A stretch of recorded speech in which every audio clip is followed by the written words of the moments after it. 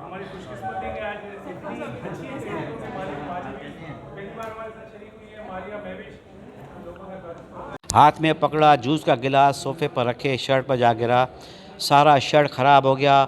مالکن نے جو یہ دیکھا اس بچی پر لاتوں اور گوسوں کی بوچھاڑ کر دی. اس عورت کی زبان کینچی کی طرح چلنے لگی. کمینی ذلیل کتے کی بچی اندھی ہے تجھے کچھ نظر نہیں آتا. حرام کی جنی مجھے کل یہ سوٹ پہن کر عورت کی آزادی مارچ میں جانا تھا. جب تک اس کا غصہ ٹھنڈا ہوتا تب تک معصوم چھوٹی بچی ایڑی والے سینڈل سے لہو لہاں ہو چکی تھی اور اس کی سانسیں جسم کی قید سے آزاد ہو چکی تھیں.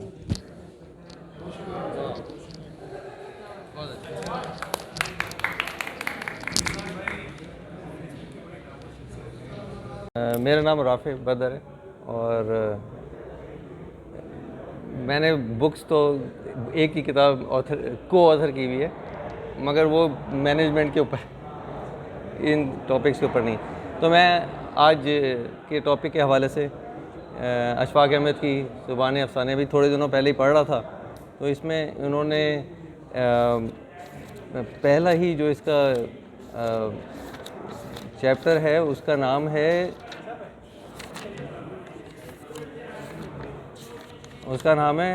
اماں سردار بیگم.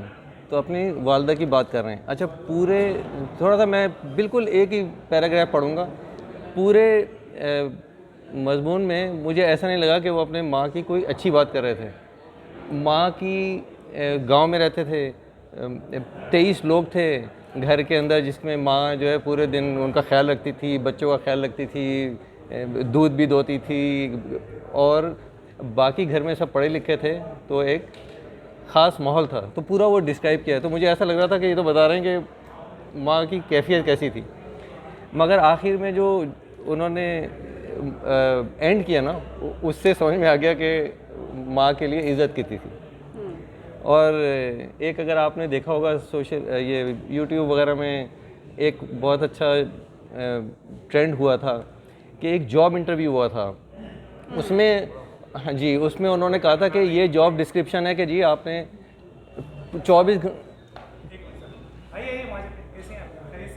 اچھا وہ میں بتا رہا تھا کہ سوشل میڈیا پہ ایک ٹرینڈ تھا کہ ایک جاب انٹرویو ہو رہا ہے جس میں انہوں نے کہا کہ جاب یہ ہے کہ آپ نے 24 گھنٹے کام کرنا ہے, چھٹی بھی کوئی نہیں ملے گی, سک لیو بھی کوئی نہیں ملے گی اور پھر اور نہیں آخر میں لوگوں نے کہا اچھا سیلری کیا ہوگی, نہیں کہا سیلری بھی کوئی نہیں ہوگی. تو انہوں نے کہا بھی ایسی کون سی جاب ہوتی ہے, تو انہوں نے کہا ایسی جاب ماں کی ہوتی ہے. تو بہت اچھا تھا. تو یہ سارا قصہ انہوں نے اپنی ماں کا ایک بیان کر کے اور بیچ میں کچھ ایسے قصے بھی ڈال دیے جس میں واقعی ماں was under a lot of pressure کیونکہ گھر میں سارے لوگ بہت پڑھے لکھے تھے اور ماں پڑھی لکھی نہیں تھی. تو آخر میں وہ کہتے ہیں کہ دنیا کے عظیم مصنفوں نے اور میرے ہم سفر ساتھیوں نے اپنی ماں کے لیے پر لطف خیالات انگیز اور گراں بہا مضمون لکھے ہیں کہ وہ کلاسیکی ادب کا ایک حصہ بن گئے ہیں. میری بھی بڑی دیر کی خواہش تھی کہ میں بھی اپنی ماں کی زندگی کے بارے میں کچھ کہوں, کچھ لکھوں, کچھ بتاؤں, مگر میری والدہ میں میرے حساب سے کوئی ایسی بات نہیں تھی جس کی بدولت ان پر مضمون لکھا جا سکے, ان کے سوانح حیات کے زبانی کچھ ذکر کیا جا سکے. وہ ایک عام سیدھی سادی گھر چوکھٹ کی بیوی تھیں جو زندگی کے پگڈنڈیوں پر سیدھے سبھاؤ چلتی چلتی ادھر ادھر پہنچ گئی تھیں اور چلتے چلتے ساتھ ساتھ اپنے نقوش پا بھی مٹاتی گئی تھیں پیچھے. ایسے شخص پر کوئی کیا لکھے. پھر اس نے آخر میں یہ کہا کہ ایجوکیشن کی بات ہو رہی تھی تو انہوں نے کہا ایجوکیٹڈ کون ہے. ایجوکیٹڈ وہ ہے جو کہ انعام لیتے وقت پیچھے ہو جائے اور ذمہ داری لیتے ہوئے آگے ہو جائے. تو انہوں نے کہا میری واہ, ویسے تو کوئی پڑھی لکھی نہیں تھی, تو سب سے گھر میں پڑھی لکھی وہی تھی. تو یہ ہے عورت کا.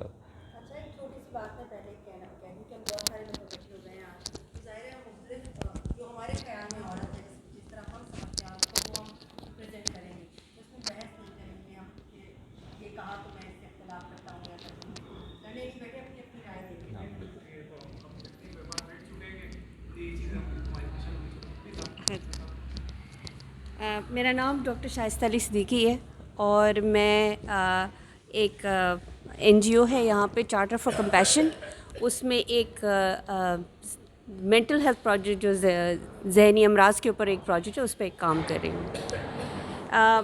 میں نے آج جو سلیکشن کیا تھا جب انہوں نے مجھ سے کہا کہ عورت کے حساب سے، تو میں نے کہا کہ میری جس فیلڈ میں ہوں ویسے تو میں فیملی فزیشین ہوں، لیکن میں نے اپنی مجھے یاد ہے کہ جب میں پہلی جاب میں تھی تو آغا خان میں، تو اس وقت پتہ نہیں میری CV کیوں کمیونٹی ہیلتھ میں چلی گئی، اور میں وہاں پہ انہوں نے میرا انٹرویو لیا تو میں پارٹ ٹائم جاب کرنا چاہ رہی تھی، اور میں پبلک ہیلتھ، مجھے نہ چاہتے ہوئے بھی میں پبلک ہیلتھ ڈپارٹمنٹ میں نے پارٹ کیا. اس وقت مجھے یہ سمجھ میں آیا کہ ایک ڈاکٹر کا کام صرف انفرادی طور پر صحت کو صحیح کرنا نہیں ہے، بلکہ ایک اجتماعی طور پہ ایک پورے معاشرے کو صحت مند رکھنا بھی ہے، اور اسے پبلک ہیلتھ کہتے ہیں. اس زمانے میں اگر آپ دیکھا جائے تو ڈاکٹروں کا بھی جو ہے نا ایک فوڈ چین ہوتی ہے. سب سے اوپر جو ہے وہ کارڈیولوجسٹ اور سرجنز ہوتے ہیں جو سب سے زیادہ کماتے ہیں، اور سب سے لوور اس کے اندر ایک فیملی فزیشین ہوتا ہے اور ایک پبلک ہیلتھ والا ہوتا ہے. جن کی کتاب میں پڑھ رہی ہوں Sania Nishtar, I think she is role model.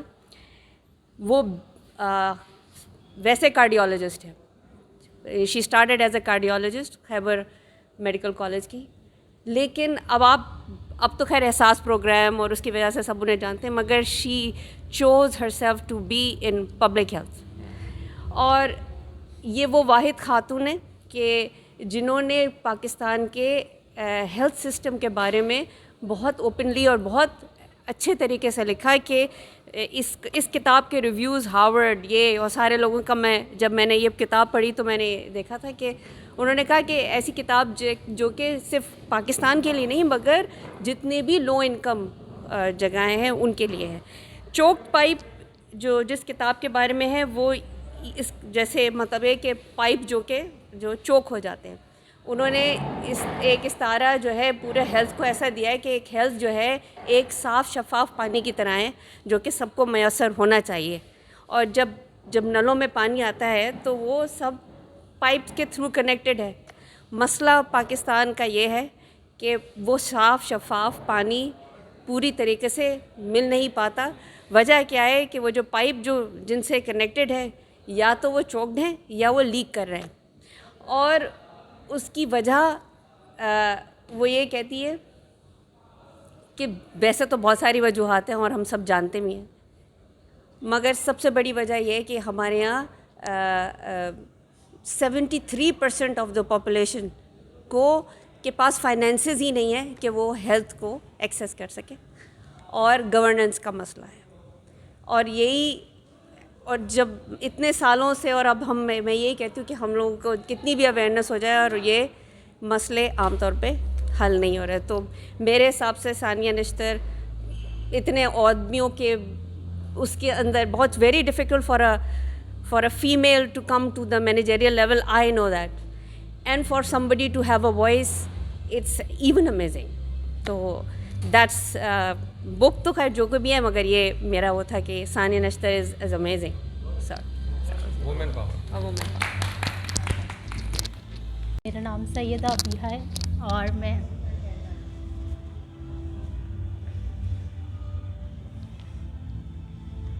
پیچھے سے ڈرامیٹک میوزک بھی آ رہا ہے. اچھا، میں پہلی بار اردو پوئٹری پڑھ رہی ہوں، اس سے پہلے میں نے کبھی پڑھی نہیں ہے، تو اگر کوئی مسٹیک ہوتی ہے تو آئی ایم ریئلی سوری.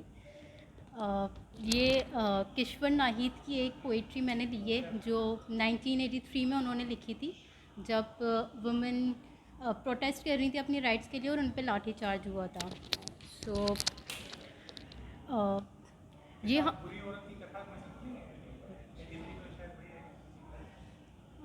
اس کا مجھے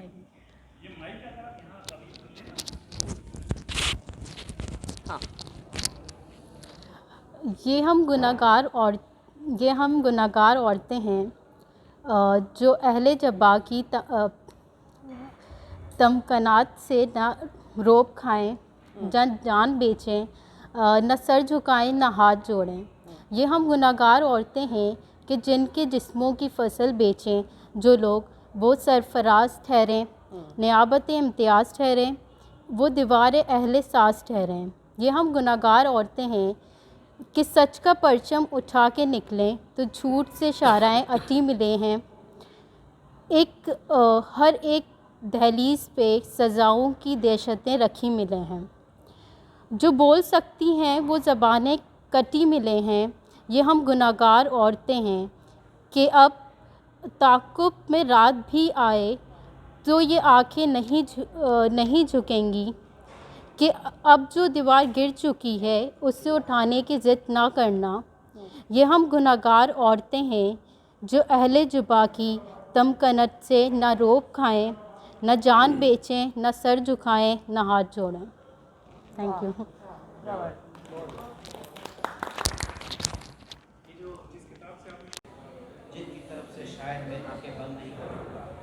تو میں سب سے پہلے اپنا تعارف کروا دوں، میرا نام مریم عاوش ہے اور میں امریکہ کا ایک میڈیا گروپ ہے دی برج میڈیا، اس کے ساتھ منسلک ہوں، ان کا پاکستان چیپٹر دیکھ رہی ہوں۔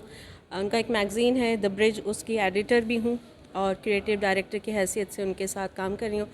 اس کے علاوہ چند روز میں انشاءاللہ میری پہلی کتاب بھی منظر پہ آ جائے گی اور تھوڑا بہت تبصرہ کر لیتی ہوں، کچھ کتابوں کی پروف ریڈنگز بھی میرے پاس آ جاتی ہیں تو وہ میں کر لیتی ہوں۔ اور کووڈ تک میں تعلیم کے شعبے سے وابستہ تھی، نجی اسکول آپ لوگوں نے نام سنا ہوگا ناصرہ کا، میں وہاں پہ ایز اے ایچ ایم کام کرتی رہی۔ پھر کووڈ کے دنوں میں نے وہاں سے لیفٹ کر دیا تو اور اب باقاعدہ طور پہ مکمل بلکہ کہنا چاہیے کہ میں ادب کی طرف ہو گئی ہوں، تو اب جو بھی ہے سب کچھ اردو ادب سے ہی وابستہ ہے۔ تو اسی کتاب میں سے ایک نظم میں آپ لوگوں کی نظر کرنا چاہوں گی، صاحب صدر اگر موجود ہے تو میں انہیں کی اجازت سے۔ نظم کا عنوان ہے زندگی سے رخصت کی درخواست۔ بخدمت جناب پروردگار کل جہان و کائنات، گزارش عرض ہے کہ فدویہ زندگی سے فقط 2 دن کی رخصت چاہتی ہے۔ بوجہ شدید کرب اپنی قبر میں 2 دن سو کر گزارنا چاہتی ہے۔ پروردگار اگرچہ میرا کرب اس ماں کے دکھ سے کہیں کم ہے جو اپنی جوان اولاد کا لاشا دیکھ کر بھی سانس لے رہی ہے۔ جانتی ہوں میرے رب کہ میرے کرب کا بوجھ کہیں کم ہے اس مزدور کے شرمندہ اور بھاری قدموں سے جو آج خالی ہاتھ گھر جا رہا ہے۔ اس جوان لڑکی کے کرب سے بھی کوئی مقابلہ نہیں جو جہیز کے انتظار میں سر میں سفیدی بھر رہی ہے۔ اگرچہ میرا کرب واقعی بہت کم ہے اس بچے کے گرتے آنسوؤں سے جو کم عمری میں ہی روٹی کما رہا ہے اور اپنا بچپن گنوا رہا ہے۔ میرے کرب کا کسی سے مقابلہ نہیں مگر میرے پروردگار۔ میں لفظوں کی چوٹ سے بہت تھک گئی ہوں، لفظوں کی چوٹ جو عورت ہونے کی سزا پہ ملی، اس لیے فقط 2 دن کی رخصت درکار ہے۔ امید ہے آپ میری واپسی پہ کچھ نیا کریں گے۔ آپ کی فرما بردار۔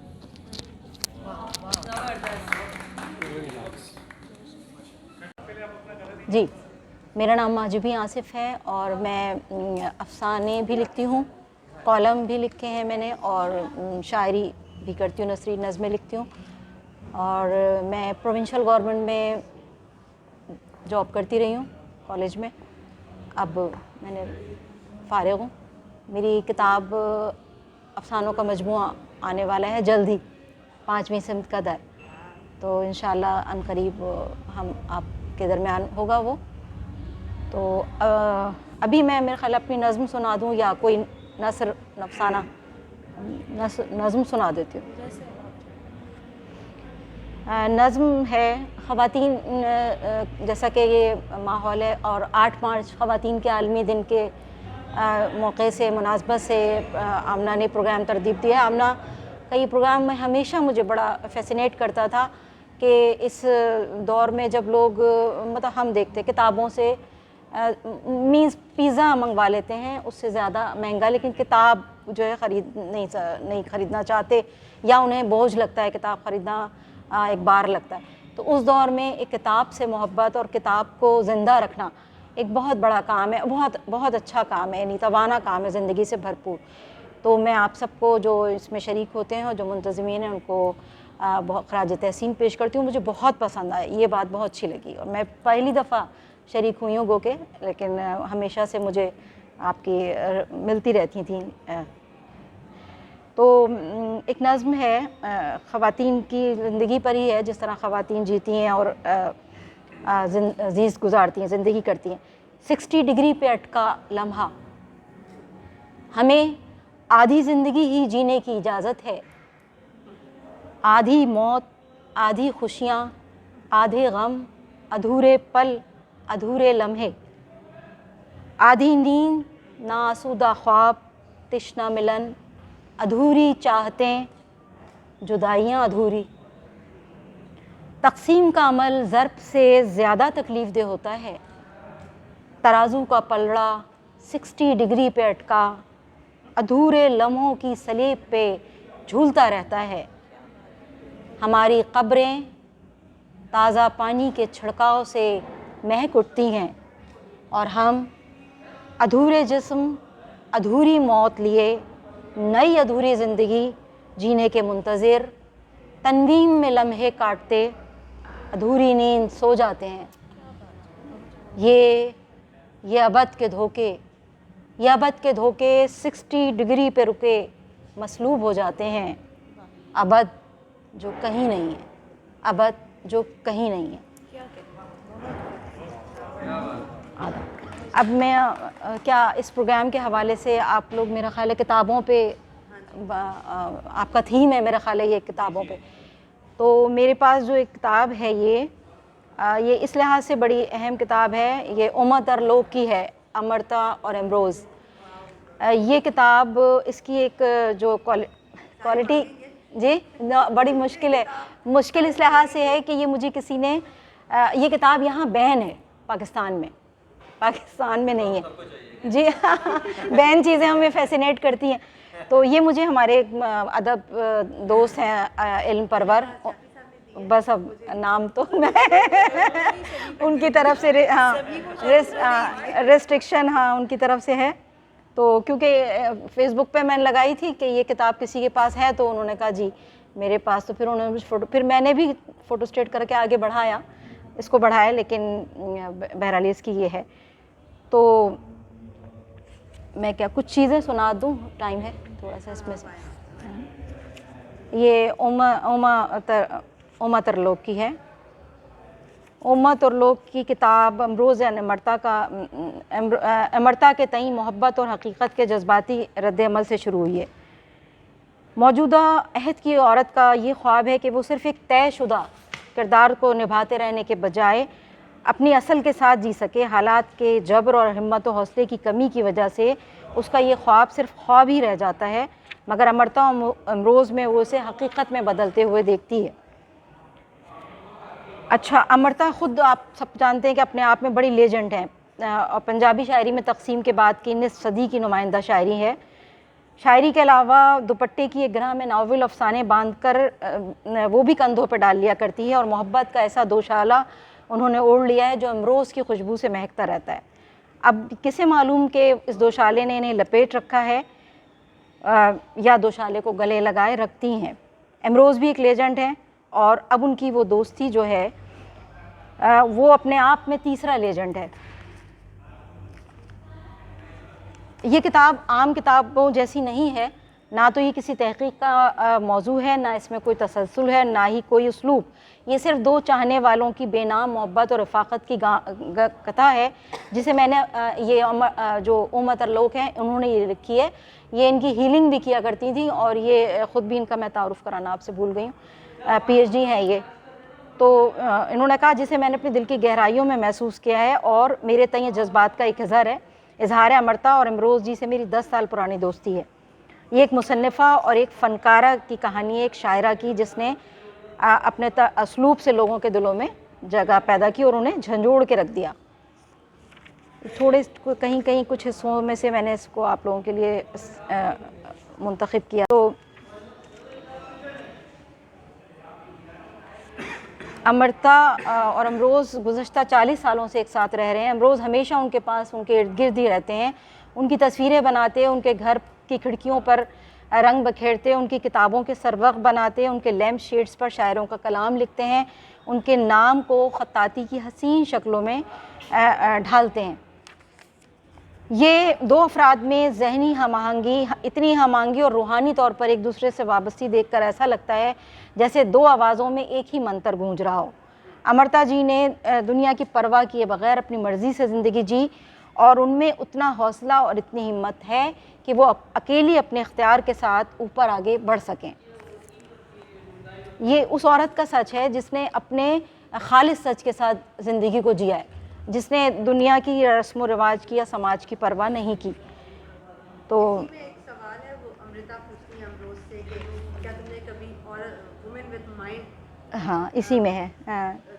بنائی ہے؟ تو ایک دن امرتا نے امروز سے کہا، امروز تم آپ جوان ہو، اپنے راستے چن سکتے ہو، میرا کیا پتہ کتنے دن رہوں۔ یہ بڑی تھیں، امروز چھوٹے تھے ان سے بہت۔ امروز نے جواب دیا کہ میرا تمہارے بغیر جینا مرنے کے برابر ہے، میں مرنا نہیں چاہتا۔ تو ایک دن پھر انہوں نے کہا کہ تم پہلے دنیا دیکھ کر آؤ، واپس آ کر اگر تمہیں میرے ساتھ جینے کو جی کرتا ہے تو میں وہی کروں گی جو تم چاہو گے۔ امروز اٹھے اور کمرے کے 3 چکر لگا کے بولے، لو میں دنیا دیکھ آیا، اب کہو کیا کہتی ہوں۔ یہ ایک انٹلیکچوئل لوگوں کی ایک لائف تھی، اور ان کی لائف تو دو انٹلیکچوئل جو بہت زیادہ سمجھے۔ اچھا، انہوں نے کہا کہ آج دنیا کی نظروں میں امرتا جی نے جو خلاف مذہب راستہ اختیار کیا، اس کا اظہار ان کی تحریروں میں بھی ہوتا ہے۔ انہوں نے لکھا ہے کہ آج ہم نے ایک دنیا بیچی اور ایک دین خرید لیا، بات کفر کی، خوابوں کا ایک تھان بنا، ایک گز کپڑا پھاڑا اور عمر کی چولی سی لی۔ یہ صرف مذہب نہیں بلکہ اس کے آگے بھی سماج میں قبولیت کے بغیر وہ ایک ایسے مرد کے ساتھ رہتی رہیں جس سے وہ پیار کرتی تھیں۔ تو انہوں نے کہا کہ ہم چاہتے ہیں ہم نے جو فیصلہ کیا ہے اسے سماج قبول کرے، اپنی منظوری کی مہر لگا دے، کیونکہ ہمیں یا تو اپنے فیصلے پر یقین نہیں ہے یا پھر ہم سماج سے ہی فیصلے کی توقع کرتے ہیں۔ اپنے کاموں، اپنے فیصلوں اور ان کے نتیجوں کی ذمہ داری ہم خود نہیں لینا چاہتے۔ اگر ہم خود فیصلہ کرتے ہیں تو ہم کسی دوسرے کو اس کے بھلے برے کے لیے ذمہ دار نہیں ٹھہرا سکتے۔ اس لیے ہم خود کو محفوظ کر کے اپنی کامیابیوں کے لیے دوسروں کو مورد الزام ٹھہرانا چاہتے ہیں۔ ہم سماج میں ایک سہولت تلاش کرتے ہیں، لیکن مجھے اور امرتا کو کسی سہولت کی ضرورت نہیں ہے۔ بات کاٹتے ہوئے بیچ میں امرتا سے پوچھا کہ آپ کو نہیں لگتا کہ آپ نے سماجی اصولوں سے انحراف کر کے دوسروں کے لیے غلط مثال قائم کی ہے؟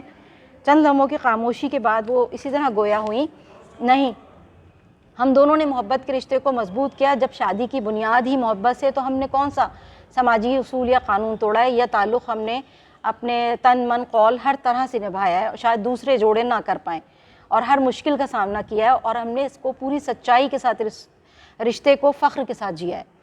تو سچ تو یہ ہے کہ ہم نے سماج کے سامنے ایک بہت توانا اور مؤثر مثال پیش کی۔ ہم کیوں شرمندہ ہوں؟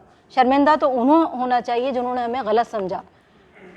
ان کا کہنا ہے کہ سچائی کا سامنا کرنے سے انسان کو باطنی حوصلے اور روحانی قوت کی ضرورت ہوتی ہے۔ مجھے یاد آیا ایک بار کسی ہندو مصنف نے امرتا جی سے پوچھا تھا کہ اگر تمہاری کتابوں کی ساری ہیروئنیں سچائی کی کھوج میں اپنے اپنے گھر چھوڑ کر نکل پڑیں تو کیا اس سے سماج میں انتشار پیدا نہیں ہوگا؟ امرتا جی نے بہت سکون سے جواب دیا کہ جھوٹی سماجی قدروں کی وجہ سے تو گھر ٹوٹتے ہی ہیں۔ اگر ایسا ہوتا ہے تو سماج کی قربان گاہ پر کچھ اور گھروں کی بھیڑ بھی چڑھنے دی جائے۔ میں امرتا کی حوصلہ مندی اور ہم جہت شخصیت کے حصار میں گھرتی جا رہی تھی۔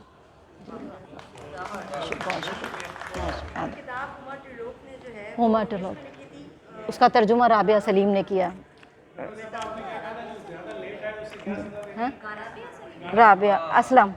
رابعہ سلیم، اسما سلیم نے جی۔ ہندی ہم سنیں گے، ہم چھوڑیں گے نہیں آپ کو سزا دیں گے۔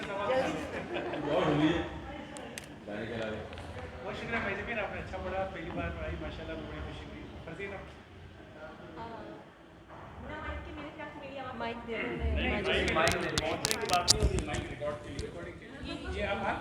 جی سر، جی میم، جی السلام علیکم، میرا نام فرزین لہرا ہے اور میں 2 کتابوں کی مصنفہ ہوں، فرزین نامہ اور فرزین کہانیاں۔ آج خواتین کا جو ہے ٹاپک، اس کی مناسبت سے میں آپ کو ایک چھوٹی سی تحریر اپنی سنانا چاہوں گی۔ ویسے تو اس کے اندر ساری خواتین ایسی تحریریں ہیں جس سے جو ہر خاتون اپنے آپ سے ریلیٹ کر سکتی ہے، لیکن ایک چھوٹی سی نکالی ہے میں نے بڑی مشکل سے، ٹھیک ہے. تو اس کا نام ہے سیل کو سوا سیل. اچھا اس کا یہ ہے، اس کا بیک گراؤنڈ میں آپ کو بتاؤں کہ اکثر یہ عورتوں میں نئی چیز آئی ہے، یا شاید اکثر دو قسم کے لوگ ہوتے ہیں جو کہتے ہیں کہ ہم شادی کے بعد اپنا نام کیوں چینج کریں، میں تو اپنے ابو کے نام ہی لگاؤں گی، اور کچھ کہتے ہیں کہ جلدی سے شادی ہو جائے تو میں اپنے ہسبینڈ کا نام اپنے ساتھ لگا سکوں. تو یہ دو لوگ ہیں آپ ساتھ ساتھ. تو نہیں، دو طرح کے نقطۂ نظر ہیں یہ آپ کہہ سکتے ہیں. تو میں ہمیشہ سے ہسبینڈ کا نام لگاتی آئی تھی، اور پھر میں ایک کلاس میں گئی، وہاں مجھے بتایا گیا کہ کیوں لگایا جائے. میں نے کہا اچھا ہاں کیوں لگایا جائے، ٹھیک ہے.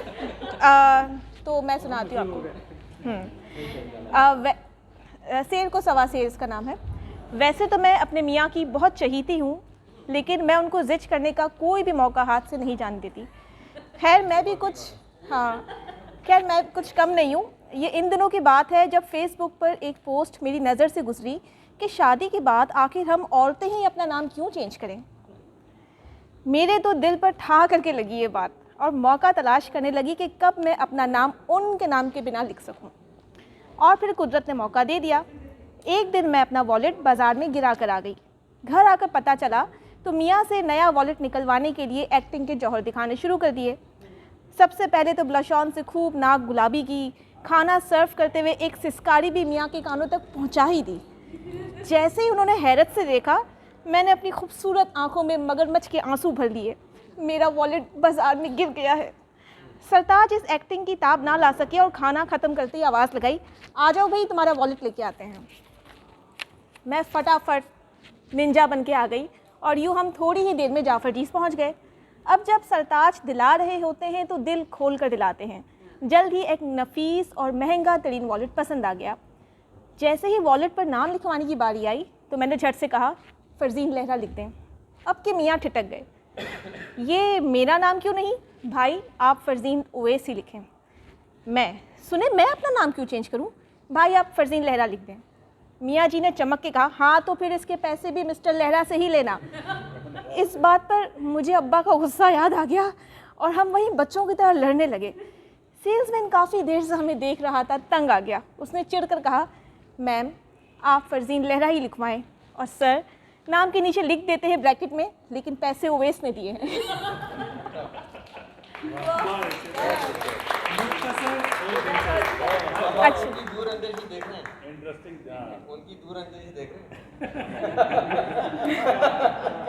اچھا یہ ایک اور مجھے آپ کو بتائیں تھے، اس کتاب کا تعارف کروانا تھا. یہ رابعہ بلوچ نے لکھی ہے. یہ خوبصورت انگریزی شاعری کی کتاب ہے، بہت ہی خوبصورت، اتنی حساسیت بھری پڑی ہے اس کے اندر. وہ یونیورسٹی کی طالبہ ہیں. بہت خوبصورت کتاب ہے. تو میں آپ سب سے کہوں گی کہ اسے ضرور لیں اور اسے پڑھیں. جی بہت خوبصورت ہے. اس میں انہوں نے ایک نظم ہے جس کا میں نے اردو میں ترجمہ بھی کیا تھا، کہ ہم نا اپنی بچیوں کو اکثر کہتے ہیں کہ تم نا یہ بانٹو، خوشیاں بانٹو، موم بتی کی طرح اجالا بکھیرو، لیکن ہم انہیں یہ نہیں بتاتے کہ موم بتی سے بننے سے نا تم گھلتی بھی چلی جاؤ گی. تو ہم انہیں اس طرح کی اس میں لکھی ہوئی ہے. تو بہت حساسیت ہے اس کے اندر. تو وقت کم ہے تو ورنہ میں اس کا ترجمہ آپ کو سناتی، لیکن ماشاءاللہ آپ سب نے پڑھنا ہے تو آج کے لیے اتنا ہی. تو اچھا یہ کتاب جو ہے وہ نوال ساوی نے لکھی ہے. نوال ساوی جو ہے اصل یہ کتاب جو ہے وہ عربی میں لکھی گئی تھی، پھر اس کا انگریزی میں ترجمہ ہوا، پھر پشتو میں ترجمہ ہوا، پھر اردو میں ترجمہ ہوا.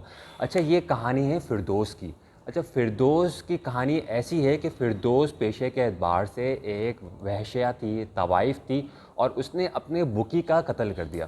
ٹھیک ہے، جو بھی ٹھیک ہے. اچھا اپنے بکی کا قتل کر دیا. تو اچھا اب سوال یہ ہے کہ اب اس کو سزائے موت ہو گئی. سزائے موت ہونے سے چند لمحے پہلے یہ نوال ساوی جو ہے وہ یہ ڈاکٹر ہے، ماہر نفسیات ہے، وہ اس سے ملتی ہے، اس سے پوچھتی ہے کہ آخر تمہاری سٹوری کیا ہے، یہ تم نے قتل کیوں کیا اور یہ تم اس پیشے کے اعتبار سے آئی کیسے. تو یہ کہانی سناتی ہے، اپنی پوری کہانی سناتی ہے کہ یہ کیونکہ پیدائشی کوئی یہ کام پیدائشی طور کے اوپر یہ کوئی کام نہیں کرتا. یہ معاشرے کے مردوں نے، یہ خاص قسم کے مردوں نے سب قسم کی عورتوں کے لیے یہ پیشہ ایجاد کیا ہے، خاص قسم کے مردوں نے، بلکہ ہر قسم کے مرد بھی کہہ سکتے ہیں ان کے بقول ہیں ان کے. تو اچھا کہانی شروع ہوتی ہے کہ یہ فردوس گاؤں میں رہتی ہیں. گاؤں میں رہنے کے بعد جو ہے وہ گاؤں میں کھیتوں میں اگر کھیل رہی ہوتی ہے تو اسی کا ہم عمر لڑکا اس کے ساتھ کیا کرتا ہے کہ اس کو کہتا ہے کہ ہم شادی کھیلتے ہیں. اور شادی کھیلنے کے اندر ہی اس کو چائلڈ ایبیوز کا شکار بنا دیتا ہے. اب یہ اس لڑکی کی بچپن کی کہانی ہے. اب اس کو پتہ بھی نہیں چلتا ہے کہ وہ لڑکا جو کہ اس کا ہم عمر ہے اس کو وہ چائلڈ ایبیوز کر رہا ہے. ٹھیک ہے.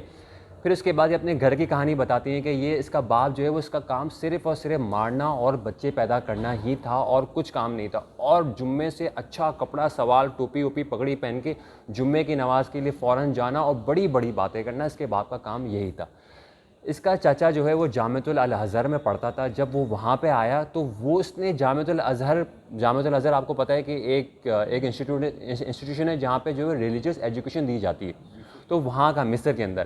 تو وہ جب چچا اس کے گھر پہ آتا تھا, وہ چچا جو ہے وہ جوان تھا, تو وہ کیا کرتا تھا کہ جب کوئی نہیں دیکھ رہا ہو تو اس کے پیروں پہ ہاتھ پھیرا کرتا تھا اور اس کو چائلڈ ایبیوز کا نشانہ بنانے کی کوشش کرتا تھا. جب کوئی آتا تو اپنا ہاتھ ہٹا لیتا.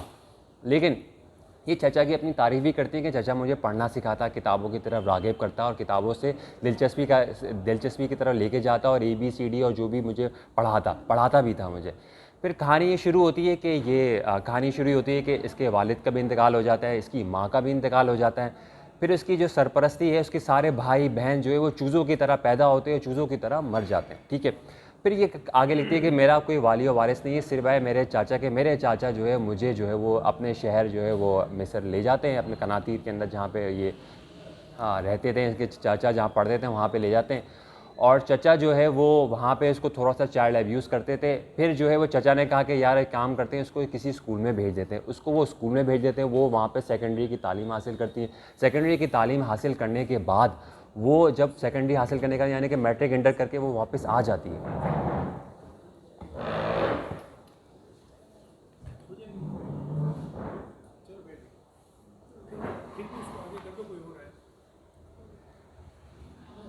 سوری میں کنٹینیو کرتا ہوں. میٹرک کی تعلیم مکمل کرنے کے بعد وہ اپنے گھر پہ آتی ہے تو دیکھتی ہے کہ اس کے چاچا نے اب شادی کر لی ہے اور جامعۃ الازہر کے کسی بڑے استاد کی بیٹی کے ساتھ شادی کر لی ہے. وہ کہتی ہے کہ لڑکی تو بہت خوبصورت تھی لیکن وہ بہت بری عورت تھی. وہ اب چاچا کہتے ہیں کہ یار اس نے پڑھ تو لیا, اب اس کو یونیورسٹی میں داخل کروا دیتے ہیں. انہوں کہتے ہیں کہ ہمارے پاس اتنے وسائل تھوڑی ہیں, یونیورسٹی کی تعلیم, یونیورسٹی میں جائے گی پڑھے گی, خرچہ ہوگا, اتنے پیسے تھوڑی ہیں ہمارے پاس. اب چچی اس کے لیے پلان بناتی ہے کہ کس طریقے سے اس لڑکی کو اپنے گھر سے نکالا جائے. اب وہ کہتی ہے کہ یار کیا ہم کام کرتے ہیں کہ اس کی شادی کروا دیتے ہیں. اب چچا بولتے ہیں کہ اس کے لڑکا ڈھونڈو.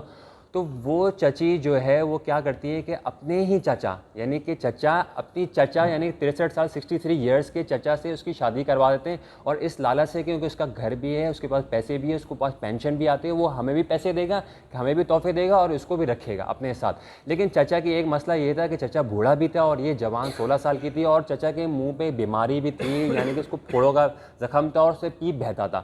ٹھیک ہے. اب پھر یہ کہتی ہے کہ نہیں مجھے شادی نہیں کرنی ہے. یہ سیکنڈری کی اپنی جو ہے وہ سند لیتی ہے اور بھاگ جاتی ہے. بھاگتی جب بازار میں آتی ہے تو ہر کوئی اس کو بری نگاہوں سے دیکھ رہا ہوتا ہے. اس نے کہا کہ نہیں میں بازار میں تو رہ نہیں سکتی, مجھے تو سر جھکانے کے لیے چھت چاہیے. تو وہ واپس سے اپنے گھر چلی جاتی ہے. گھر کے بعد اس کی شادی ہو جاتی ہے. شادی ہونے کے بعد اب یہ بتاتی ہے کہ وہ جو شخص جو تھا جس کے 63 سال کا 63 ایئرس کا جو بوڑھا جو تھا, شیخ محمود اس کا نام تھا, وہ کہتی ہے کہ وہ اتنا سنکی تھا کہ سارا دن گھر پہ رہتا تھا اور میں کھانا بنا رہی ہوں تو مجھے دیکھتا تھا, میں کچھ کام کروں تو مجھے دیکھتا رہتا تھا اور میری چیزوں میں سے برائیاں نکالتا تھا. کھانے میں اگر کوئی چیز ایکسٹرا چلی جائے, کوئی چیز ویسٹ ہو جائے تو اس کے اوپر مجھے جو ہے بہت غصہ کیا کرتا تھا. ایک دن غلطی سے کیا ہوا کہ میری کوئی سالن سبزی وغیرہ کچرے کے ڈبے میں چلی گئی, اور کچرے میں جب وہ جو صفائی کرنے والا جب گھر پہ آیا وہ کیا کرتا تھا کہ اتنا فارغ آدمی تھا, وہ کچرا چیک کرتا تھا, کوئی قیمتی چیز تو نہیں ہے. اس کو وہ قیمتی چیز نظر آئی, اس نے جو اس کو مارنا شروع کیا, اتنی بری طرح اس کو مارا, اتنی بری طرح مارا. اب ایک بار مرد نے کسی عورت کو مارنا شروع کر دیا اور عورت نے احتجاج نہیں کیا تو وہ اس کی روٹین بن گئی اور وہ ہر روز اس کو کسی نہ کسی بات کے اوپر مارتا. اب کہانی کا آغاز پھر وہاں پہ آگے سے چلتا ہے. ٹھیک ہے.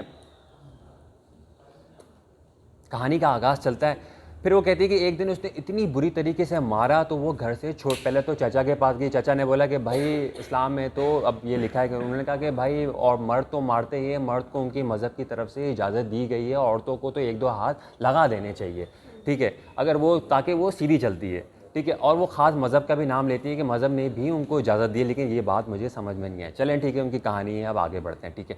اب کہانی تھوڑی سی اور آگے بڑھتی ہے. اگر میرے پاس وقت نہیں تو میں بالکل اینڈ کر دیتا ہوں, مختصر کر دیتا ہوں. اچھا, کچھ میرا کنکلوژن ہے یہاں پہ. میں ایک اور کنکلوژن دیتا ہوں کہ عورت کو برباد کرنے والی ایک عورت ہی ہوتی ہے. چاچی نے اپنے چچا کے ساتھ اپنے مفاد کے لیے اس کو اپنے بھی چڑھا دیا.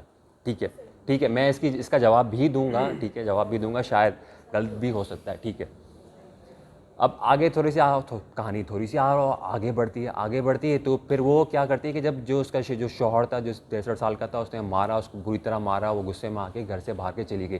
جب وہ ایک کافی شاپ پہ جا کے بیٹھ گئی, وہاں پہ رونے لگی, وہ کافی شاپ کے پاس ایک مرد آیا, اس نے بولا کہ یار تمہیں کیا ہوا, تمہیں کیوں مارا, اور عورت کو جو ہے اس عورت کو یعنی فردوس نام کو بہت زیادہ دلاسا دیا کہ تم کیا کرو, تم میرے گھر آ جاؤ, میرے گھر میں ایک کمرہ خالی ہے, تمہیں جب تک نوکری نہیں مل جاتی میں تمہارے لیے نوکری کی کوشش کرتا رہوں گا, جب اس وقت تک تم میرے گھر پہ رہنا.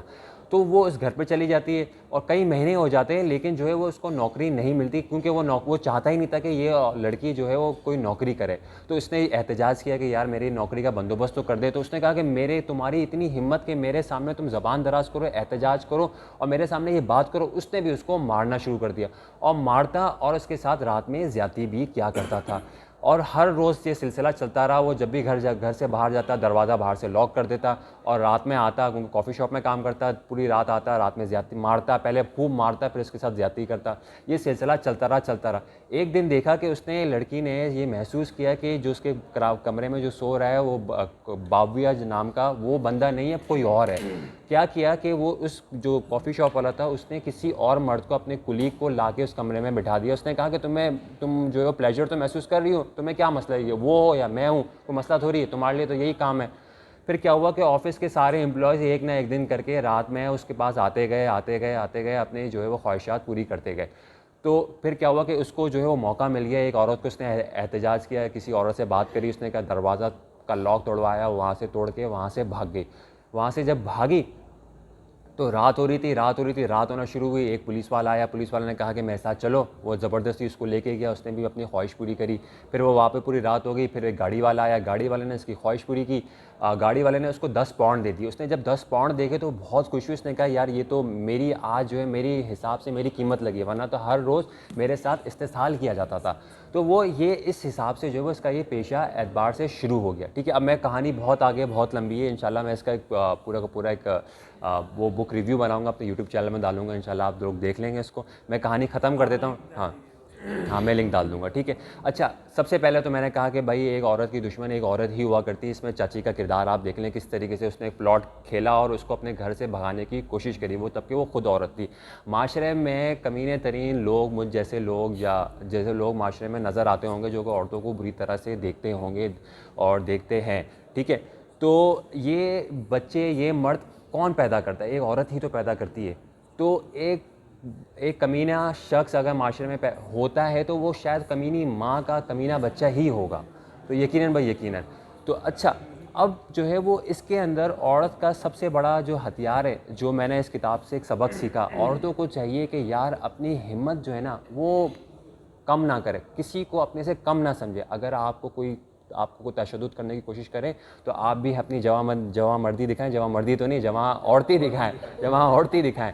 اور جو ہے وہ اگر وہ آپ پہ تشدد کرے تو آپ بھی اس پہ تشدد کر دیں. اور ایک بار آپ بھی یہ ہاتھ اٹھانا, تشدد کرنا, بات کرنا, کسی کے اپنے حق کے لیے آواز بلند کرنا, ایک بار آپ یہ کر لیں گے نا تو آپ کے اندر یہ جذبہ, یہ شوق, یہ جذبہ خود بخود پیدا ہو جائے گا. ابھی صرف اور صرف عورتوں میں زیادہ تر یہ ہوتا ہے کہ خوف, کیونکہ یہ خوف آتا کہاں سے؟ یہ مردوں کی سوسائٹی کا کام ہی ہے کہ عورتوں کے اندر خوف ڈال دیا جائے تاکہ وہ آواز اٹھا نہ سکے. تو یہ ایک میرا کنکلوژن ہے, امید ہے کہ آپ کو پسند آیا ہوگا. اگر کوئی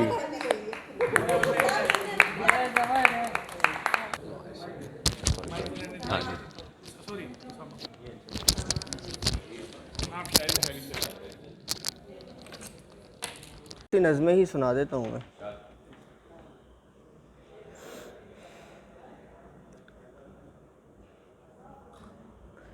اس کا عنوان ہے شام ڈھلنے سے پہلے. شام ڈھلنے سے پہلے گندمی رنگ والی عورتیں کہیں اور نکل جائیں گی. ان کی گہری آنکھیں اور بکھرے بال مجھے زندگی کی طرف کھینچتے ہیں. جو نشہ کرتی ہیں اور کھلے میدان ان کے رقص کے لیے ہمیشہ کم پڑ جاتے ہیں. شام ڈھلنے سے پہلے گندمی رنگ والی عورتیں کہیں اور نکل جائیں گی. ان کی گہری آنکھیں اور بکھرے بال مجھے زندگی کی طرف کھینچتے ہیں. جو نشہ کرتی ہیں اور کھلے میدان ان کے رقص کے لیے ہمیشہ کم پڑ جاتے ہیں. بہار کے دن انہیں گیت گانے سے کوئی نہیں روک سکتا. ان کے اپنے ثقافتی تہوار اکیلے نہیں گزرتے. وہ بارشوں میں اپنے جسم کبھی سوکھے نہیں رکھتیں. انہیں کسی کا نمک خوار ہونے کا طعنہ نہیں دیا جاتا. بہار کے دن انہیں گیت گانے سے کوئی نہیں روک سکتا. ان کے اپنے ثقافتی تہوار اکیلے نہیں گزرتے. وہ بارشوں میں اپنے جسم کبھی سوکھے نہیں رکھتیں. انہیں کسی کا نمک خوار ہونے کا طعنہ نہیں دیا جاتا. میرے لیے حسن، شراب اور خواب آزاد ہیں کہ میں اپنی پسندیدہ عورت سے اس کے گیت سنوں اور اس کے ہونٹ چوم لوں. جب وہ کہے کہ ہمیں اس آسمان کا خوف نہیں، ہم اپنے لیے کوئی ہوا نہیں رکھتے، ہماری آنکھوں میں کسی ایک رنگ کا خواب نہیں، ہم اپنے لیے زمینی ٹکڑوں کو اہمیت نہیں دیتے، ہم اپنے لیے کسی خدا کا بھی انتخاب نہیں کرتے. ایک نظم اور ہے، خدا شاعری نہیں ہے. اجنبی عورتوں نے شاعروں کو اپنی زبان سکھائی اور محبت کو رسم الخط بنایا. اجنبی عورتوں نے شاعروں کو اپنی زبان سکھائی اور محبت کو رسم الخط بنایا. اجنبی عورتوں نے شاعروں میں روح پھونکی اور بوسے لینے کے فوائد بتائے. اجنبی عورتوں نے شاعروں میں روح پھونکی اور بوسے لینے کے فوائد بتائے. اجنبی عورتوں نے شاعروں کو تحریک دی اور نظمیں لکھوائیں.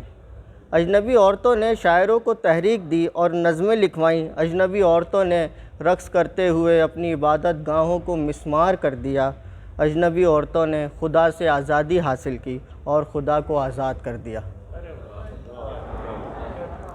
السلام علیکم، میرا نام محمد احمد ہے. I am basically film maker and concept writer. اور جیسا محسن صاحب کمرشلز بناتے ہیں اسی طرح میں نے کچھ کمرشل ڈاکومنٹریز، ٹیلی فلمز، شارٹ فلمز، کچھ ڈرامہ سیریلز وغیرہ پروڈیوس کیے ہیں. آج کا جو موضوع یا آج کی جو تقریب ہے اس کو خواتین کے حوالے سے رکھا گیا ہے اور خواتین کی اہمیت اور تسلط سے ہم سب واقف ہیں، لیکن یہاں پہ جو ہم جن خواتین کے بارے میں بات کر رہے ہیں وہ واقعی عظیم اور بڑی خواتین ہیں. اور جو خواتین اس طرح کے کام یا مائل سٹونز بنا گئی ہیں وہ اپنی جگہ، لیکن آج کل ہمارے دور میں، ہماری زندگیوں میں اور ہماری سوسائٹی میں جو لوگ موجود ہیں، جو اس طرح کی خواتین موجود ہیں، وہ ایک بڑا کام کر رہی ہیں. اور انہی میں ایک نام میں سمجھتا ہوں سیدہ عارفہ زہرا صاحبہ کا ہے. وہ بہت ایک بلند اور طاقتور آواز ہے خواتین کے لیے، نہ صرف خواتین کے لیے، ہر برے کام کے لیے آواز اور زحمت اور مزاحمت بن جاتی ہیں. تو بس ان کا ایک چھوٹا سا میں ایک دو چیزیں پڑھوں گا پوائنٹر کے حوالے سے. سیدہ زہرا صاحبہ بنیادی طور پر ایجوکیشنسٹ ہیں. ہمارے آج کے معاشرے میں حقوق انسانی کے تحفظ کی بہت بلند اور مضبوط آواز ہیں. وہ خود کو زندگی کا طالب علم کہتی ہیں. ان کی ایجوکیشنل ڈگریز، تعلیمی قابلیت اور علمی بصیرت کو میں اس طرح بیان کروں گا کہ ہماری آدھی سے زیادہ پارلیمانی لوگ ایک طرف اور اکیلی سیدہ زہرا ایک طرف.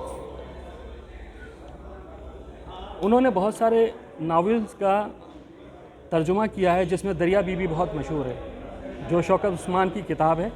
اسی طرح سلطانہ کا خواب اور ابابیل، ان کے ترجمے ان کے بڑے مشہور ہیں.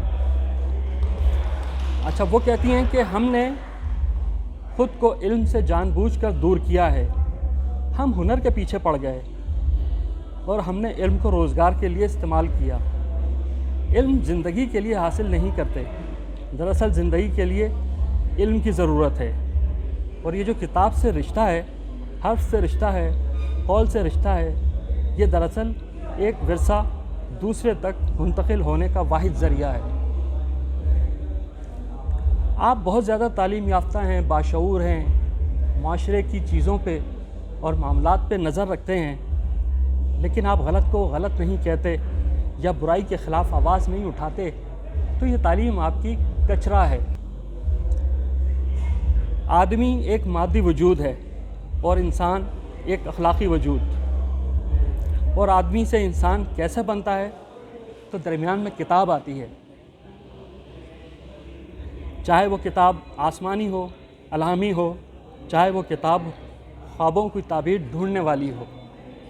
زندگی کا حوالہ کتاب کے بغیر، لکھے ہوئے حرف کے بغیر ناممکن ہے۔ تو آخر میں بس میں یہی کہوں گا کہ ہم کتاب پڑھنے والے، علم سے دوستی رکھنے والے دوسروں سے بس ایک وجہ سے مختلف ہیں کہ ہم سوچتے ہیں، سوچتے بھی ہیں اور کہتے بھی ہیں، بلکہ بار بار کہتے ہیں اور بلند آواز اٹھا کے کہتے ہیں۔ بہت شکریہ۔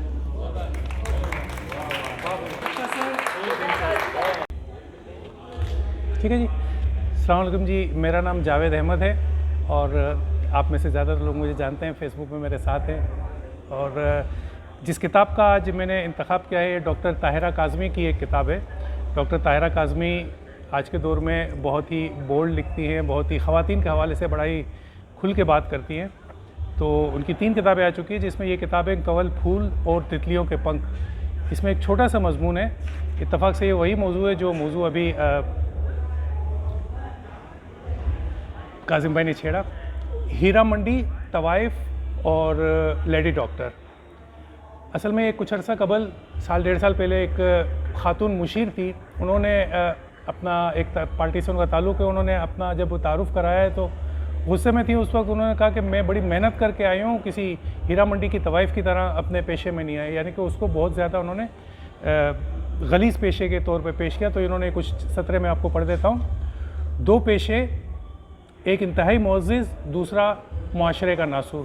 وہ جو لیڈی خاتون مشیر تھی وہ پیشے کے اعتبار سے ڈاکٹر ہے، ٹھیک ہے، لیکن ایک قدر مشترک ہے اور وہ ہے عورت۔ ایک عورت شرافت کے سنگھاسن پر براجمان ہوتی ہے اور دوسری پاتال میں اتر جاتی ہے۔ یہ تقدیر کا وہ کھیل ہے جو آج تک کسی کے سمجھ میں نہیں آیا۔ کائنات کے اسرار و زمان میں مکان کا فیصلہ کس لیے ہے، نہ ہم اس پہ قادر ہیں نہ آپ۔ کل رات وفاقی مشیر اطلاعات، آگے ان کا نام ہے، کا ایک پرانا کلپ دیکھنے کو ملا جس میں وہ تیش کے عالم میں بازو ہلا ہلا کے فرما رہی تھی کہ ان کا کیریئر کسی ہیرا منڈی کی طوائف جیسا شروع نہیں ہوا۔ مذکورہ بیان اور بیان داغنے والی میں پھر ایک ہی قدر مشرک تھی کہ وہ دونوں عورتیں تھیں۔ ان کی خوش گفتاری اور جوش کے تو ہم ان دنوں سے مداح ہیں جب وہ میڈیکل کالج میں ہماری جونیئر ہوا کرتی تھیں، اور تب بھی انسانیت کی خدمت کے بجائے سیاسی کلابازیوں پر یقین رکھتی تھی۔ بس یہ سمجھ نہیں آیا کہ انہیں کیریئر کی مثال دینے کے لیے ہیرا منڈی کا انتخاب کیوں کرنا پڑا۔ گستاخ اکھیاں کتھے جا لڑیاں۔ ہیرا منڈی ہمارے معاشرے کی ایک ایسی مسخ تصویر ہے جس میں کوئی بھی دن کی روشنی میں کھلی آنکھ سے اسے نہیں دیکھنا چاہتا۔ منٹو نے وہاں کی عورت کے بارے میں جو نشتر زنی کی ہے وہ آج بھی دل کو چیر لیتی ہے۔ طوائف ایک ایسی عورت جس سے بیک وقت محبت بھی کی جاتی ہے اور نفرت بھی۔ ضرورت کے لمحات میں وہ سر کا تاج ہوتی ہے اور ضرورت نکلنے پر پاؤں کی جوتی۔ اس کی مثال اس ٹیشو پیپر کی سی ہے جو آپ کے گندگی میں لتھڑے ہاتھوں کو صاف تو کرتا ہے مگر خود کوڑے کے ڈھیر میں فنا ہو جاتا ہے۔ طوائف ایک جیتی جاگتی عورت ہے اور میرے اور آپ جیسے احساسات و جذبات اور خیالات سے بھرپور ہوتی ہے۔ وقت کی تفریق اور گردش میں عورت کے اس کردار کو اور مقام کا تعین کور کرتا ہے معاشی ناہمواری، زمانے کا استحصال، مرد کا جبر یا ازلی جنسی بھوک۔ کون ہے جو آخر عورتوں کی مجبوریوں کو نیلام کرنے وہاں بساتا ہے؟ کون مالک بھی بنتا ہے اور خریدار بھی بنتا ہے؟ کون ہے جو دن کی روشنی میں اس پہ ٹھٹھے لگاتا ہے اور رات کو اسی کی آغوش میں پناہ لیتا ہے؟ فلم دیکھنے اور کتاب پڑھنے کا شوق ہو تو معاشرے کے اس ناسور سے آپ کا تعارف بچپن میں ہی ہو جاتا ہے، لیکن ساتھ میں ایک تنبیہ بھی ہوتی ہے کہ اس موضوع پہ کوئی سوال نہیں کرنا، کوئی ذکر نہیں کرنا۔ ہم بھی معاشرے کے اسی رویے کے ساتھ پل کر بڑے ہوئے، پڑھائی کی خاطر لاہور پہنچے، تجسس اور ایک پروجیکٹ کی خاطر ہم اس بازار میں گزرنے کی ہم نے ہمت کی۔ تنگ گلیاں، سنسان چوراہے، مرجھائے ہوئے پھول، آوارہ کتے، عطر بیچنے والے چرسی اور اکا دکا بالکنی میں کھڑی عورتیں، میک اپ کی تہوں کے بغیر، مدکوک چہرے اور حالات کے ستم کی تحریر کردہ لکیریں دور سے دکھائی دیتی تھیں۔ اپنے آپ سے بے نیاز گہری سوچوں میں گم، گزرنے والی رات کا غم تھا یا آنے والی شب کی فکر۔ یہ عورتیں نہیں تھیں، کہانیاں تھیں، ننگی کہانیاں جن سے ہم جیسے شریف گھروں میں پیدا ہونے والے لوگ منہ چھپا کر گزر جاتے ہیں۔ ہمت ہی نہ ہوئی کہ معاشرے کی اس مکروہ اور بدصورت شکل سے پردہ اٹھایا جائے اور مجبور کہانیوں کی بھی کہانی سنی جائے۔ وقت گزرا، ان خواتین کو بھی کیریئر اچھا کرنے کا شوق گزرا اور کچھ قدردان بھی یہی چاہتے تھے. سو ہیرا منڈی کے یہ ہیرے بستیوں میں آ بسے اور ہیرا منڈی معاشرے کے اشرافیہ کے لیے ایک سیاحتی جگہ بن گئی. یہ صبح گزشتہ سرما جب میں ان کی امی کی عیادت کے لیے پاکستان گئی تو پتہ چلا کہ سامنے والے گھر میں کچھ ایسے کرایہ دار آئے ہوئے ہیں جن کا تعلق ہیرا منڈی سے معلوم ہوتا ہے. شام ڈھلے بڑی گاڑیاں آ کے رکتی ہیں اور موسیقی کی تانیں بکھرتی ہیں. حیرانی کا مقام تھا پر معاشرے کا چلن دیکھ کر اب حیرانگی نہیں ہوتی. 2 ہی دن بعد نئے سال کی رات تھی. سارا دن امی کی حالت دیکھ کر بے حال تو تھی ہی, سر بھی شدید درد سے پھٹا جا رہا تھا. بستر پر لیٹ کے ابھی آنکھ ہی لگی تھی کہ عجیب سے شور سے گھبرا کے اٹھ بیٹھی. مردانہ اور زنانہ چیخیں, بہت زیادہ اونچا میوزک اور بیہودہ گانے. یہ ہنگامے بدتمیزی صبح صادق تک جاری رہا. بہت دفعہ دل چاہا کہ جا کے دستک دوں اور ہمسایوں پہ گزرنے والی قیامت کا بتاؤں, لیکن گھر والوں نے کسی انہونی کے ڈر سے روک دیا. کچھ دنوں بعد امی اللہ کو پیاری ہو گئی. سویم کا ختم ہوا. سپارے اور یاسین پڑھی جا رہی تھی کہ ایک خاتون داخل ہوئی. دراز قد, خوش کامل, اسمارٹ, باوقار. تعارف سے معلوم ہوا کہ سامنے والے گھر سے آئی ہیں. مجھے ان سے 2-3 بار پوچھنا پڑ گیا کہ واقعی آپ سامنے والے گھر سے ہیں. انہوں نے سپارہ پڑھا, دعائیہ ختم میں حصہ لیا, رخصت ہوئی اور ہمارے پاس بہت سارے سوال چھوڑ کے چلی گئی. منٹوں کے مطابق کوئی وقت ایسا بھی ضرور آتا ہوگا جب طوائف اپنے پیشے کا لباس اور اتار کر صرف عورت رہ جاتی ہو, اور یہ شاید وہی وقت تھا. ہم محترم وزیر صاحبہ کو بتانا چاہتے ہیں کہ دنیا کے بازار میں جسم کے علاوہ اور بھی کچھ بکتا ہے. خیالات, نظریات, حب الوطنی, وابستگی اور وفاداری. بہت شکریہ. السلام علیکم جناب. تمام ادب شناس کے ممبران کو السلام علیکم. روایت کے حساب سے چھوٹا تعارف کراتا چلوں. میرا نام سید محسن رضوی ہے. پیشے کے حساب سے ایک پروڈیوسر ہوں, ڈائریکٹر ہوں اور کمرشل فلم پروڈیوس کرتا ہوں. اب تک موسٹلی 1000 سے زیادہ کمرشل بنا چکا ہوں. اس کے علاوہ تدریس سے بھی منسلک رہا. ایک یونیورسٹی میں میڈیا سائنسز پروفیسر کی حیثیت سے رہا. اور آج کا موضوع آمنہ نے جو ہمیں دیا ہے بہت خوبصورت ہے, عورت کے بارے میں. اور یقیناً عورت کا رتبہ بہت بلند ہے. عورت ایک ماں ہے, عورت ایک بہن ہے, عورت ایک بیٹی ہے, عورت بیوی ہے. عورت کے ساتھ بہت پاک رشتے ہمارے ہیں. اللہ تعالیٰ ہمیں ان رشتوں سے بھی قائم رکھنے کی توفیق عطا فرمائے. ادب شناس سے میرا تعلق جب سے ہوا جب سے میں نے اپنی کتاب لکھی. میری کتاب کا نام ہے جہاں بھی گئے داستاں چھوڑائے. وہ ایک میرے سفر نامے پر ہے, جہاں دنیا بھر میں جہاں جہاں جاتا رہا اس کے حساب سے اس پہ ان کے واقعات تحریر کیے ہیں. آج عورت کے حوالے سے میں عورت کی سب سے خوبصورت شاعرہ پروین شاکر کی 2 چھوٹی نظم پڑھوں گا. پروین شاکر نے بہت اچھی محبت کی ہے. ان کی محبت کو میں نے پڑھا تو جن سے وہ محبت کیا کرتی تھی, جب وہ ٹریننگ کے لیے چائنا چلے گئے, وہاں سے انہوں نے چائنیز سیکھی تو چائنیز میں انہوں نے ان کو ایک خط لکھا. تو اس پر پروین شاکر نے بہت خوبصورت نظم کہی. کہتی ہیں, زبان غیر میں لکھا جو تو نے خط مجھ کو, بہت عجیب عبارت, بہت ادق تحریر, یہ سارے حرف میرے حد فہم سے باہر ہیں. میں ایک لفظ بھی محسوس کر نہیں سکتی. میں ہفت خواں تو کبھی بھی نہ تھی, مگر اس وقت یہ صوت و رنگ, یہ آہنگ اجنبی ہی سہی, مگر مجھے یہ لگتا ہے جیسے میں جانتی ہوں انہیں. ازل سے میری سماعت ہے آشنا ان سے, کہ تیرے سوچ کی قربت نصیب ہے ان کو. یہ وہ زباں ہے جسے تیرا لمس حاصل ہے, تیرے قلم نے بڑے پیار سے لکھا ہے اسے. رچی ہوئی ہے ہر ایک لفظ میں تیری خوشبو, تیری وفا کی مہک, تیرے پیار کی خوشبو. زباں کوئی بھی ہو خوشبو کی وہ بھلی ہوگی. اس کے علاوہ ایک اور چھوٹی سی انہی کی ہے، جب جن سے محبت کیا، جب وہ ایک اچھے بڑے افسر بن گئے CSS کر کے، تو ان کو مبارکباد دینے پہنچیں، تو اس پہ انہوں نے لکھا، وہ مبارکباد دینے پہنچیں تو وہ ان کا رویہ وہ نہیں تھا جو پہلے عاشقانہ ہوتا تھا.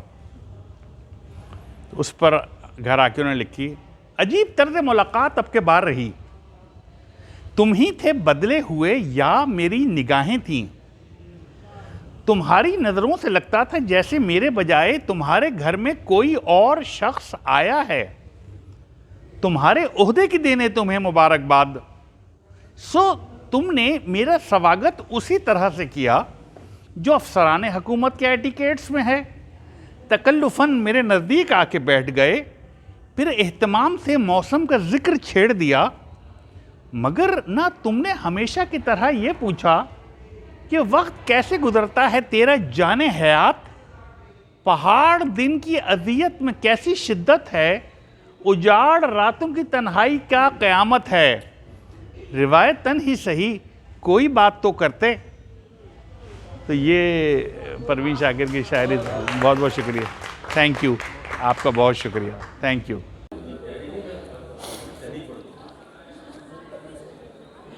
میرا نام فہمینہ ارشد ہے اور آج پہلی دفعہ میں آئی ہوں یہاں ادب شناس کی محفل میں.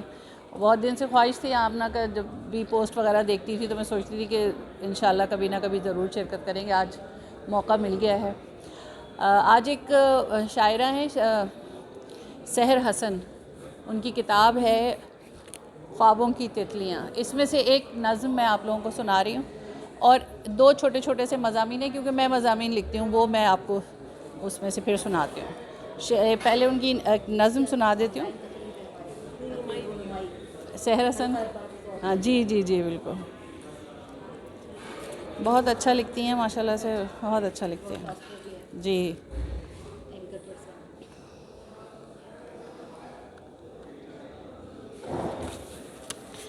ان کی ایک نظم ہے، خود کو ثابت کرنا ہے. چھوٹی چھوٹی سی خوشیاں بڑے بڑے ویران کھنڈر سے کمروں میں جانے کب سے بند ہیں، شاید ازل سے بند ہیں. یہ کمروں کی چوکھٹ کے باہر دنیا کے لاکھوں پہرے ہیں، پہروں پر گر غور کرو تو چپتے چپتے چہرے ہیں. ان سب پہروں سے چھپ چھپ کر، دھیرے دھیرے رک رک کر، ہم نے اپنی جلتی بجھتی امیدوں کو یکجا کر کے مایوسی کے سارے تالے کھولنے کی پل پل کوشش کی ہے.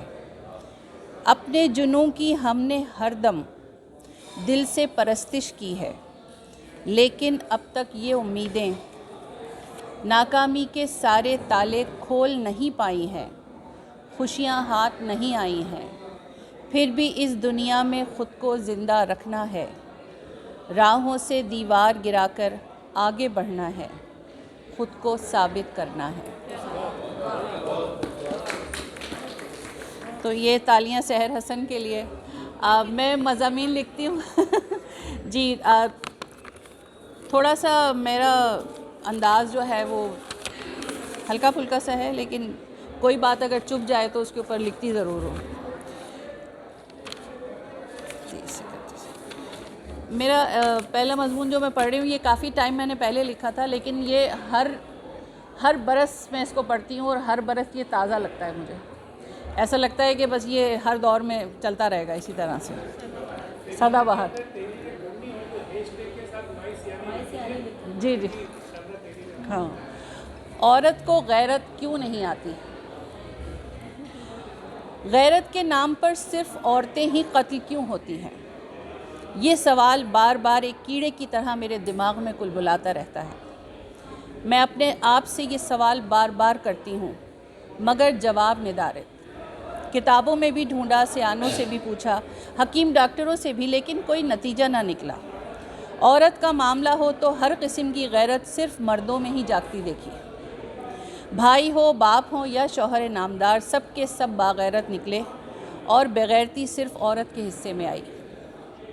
بری عورت کی اصطلاح نے بھی جنم لے لیا، کیونکہ مرد تو برا ہوتا ہی نہیں. گویا عورت اپنے ساتھ برائی لے کر پیدا ہوئی اور اس کی برائی میں کوئی شریک کار نہیں، کوئی سہولت کار نہیں، وہ اکیلی ہی گناہوں کی ذمہ دار ٹھہری۔ یہ وہ واحد گناہ ہے کہ جس میں صرف ایک ہی فریق کو ذمہ دار اور گناہ گار مانا جاتا ہے اور جانا جاتا ہے۔ یہ تو معاملہ ہے معاشرے کی سطح پر۔ گھروں اور خاندانوں میں تو اس بری عورت کو سزا دینے میں کوئی تاخیر نہیں کی جاتی اور دامے در میں سکنے اس کی مرمت ہوتی ہی رہتی ہے۔ روزمرہ کی گالی گلوچ، مار کٹائی سے لے کے ہر قسم کا تشدد اور قتل سب جائز ہے، کیونکہ مرد کو غیرت آتی ہے۔ آخر اس بےغیرت عورت کو غیرت کیوں نہیں آتی؟ علی شریعتی کہتے ہیں، مجھے بڑا افسوس ہوتا ہے جب میں دیکھتا ہوں کوئی عورت گناہ کرتی ہے مگر اس کو چھپانے کے لیے داڑھی نہیں رکھ سکتی۔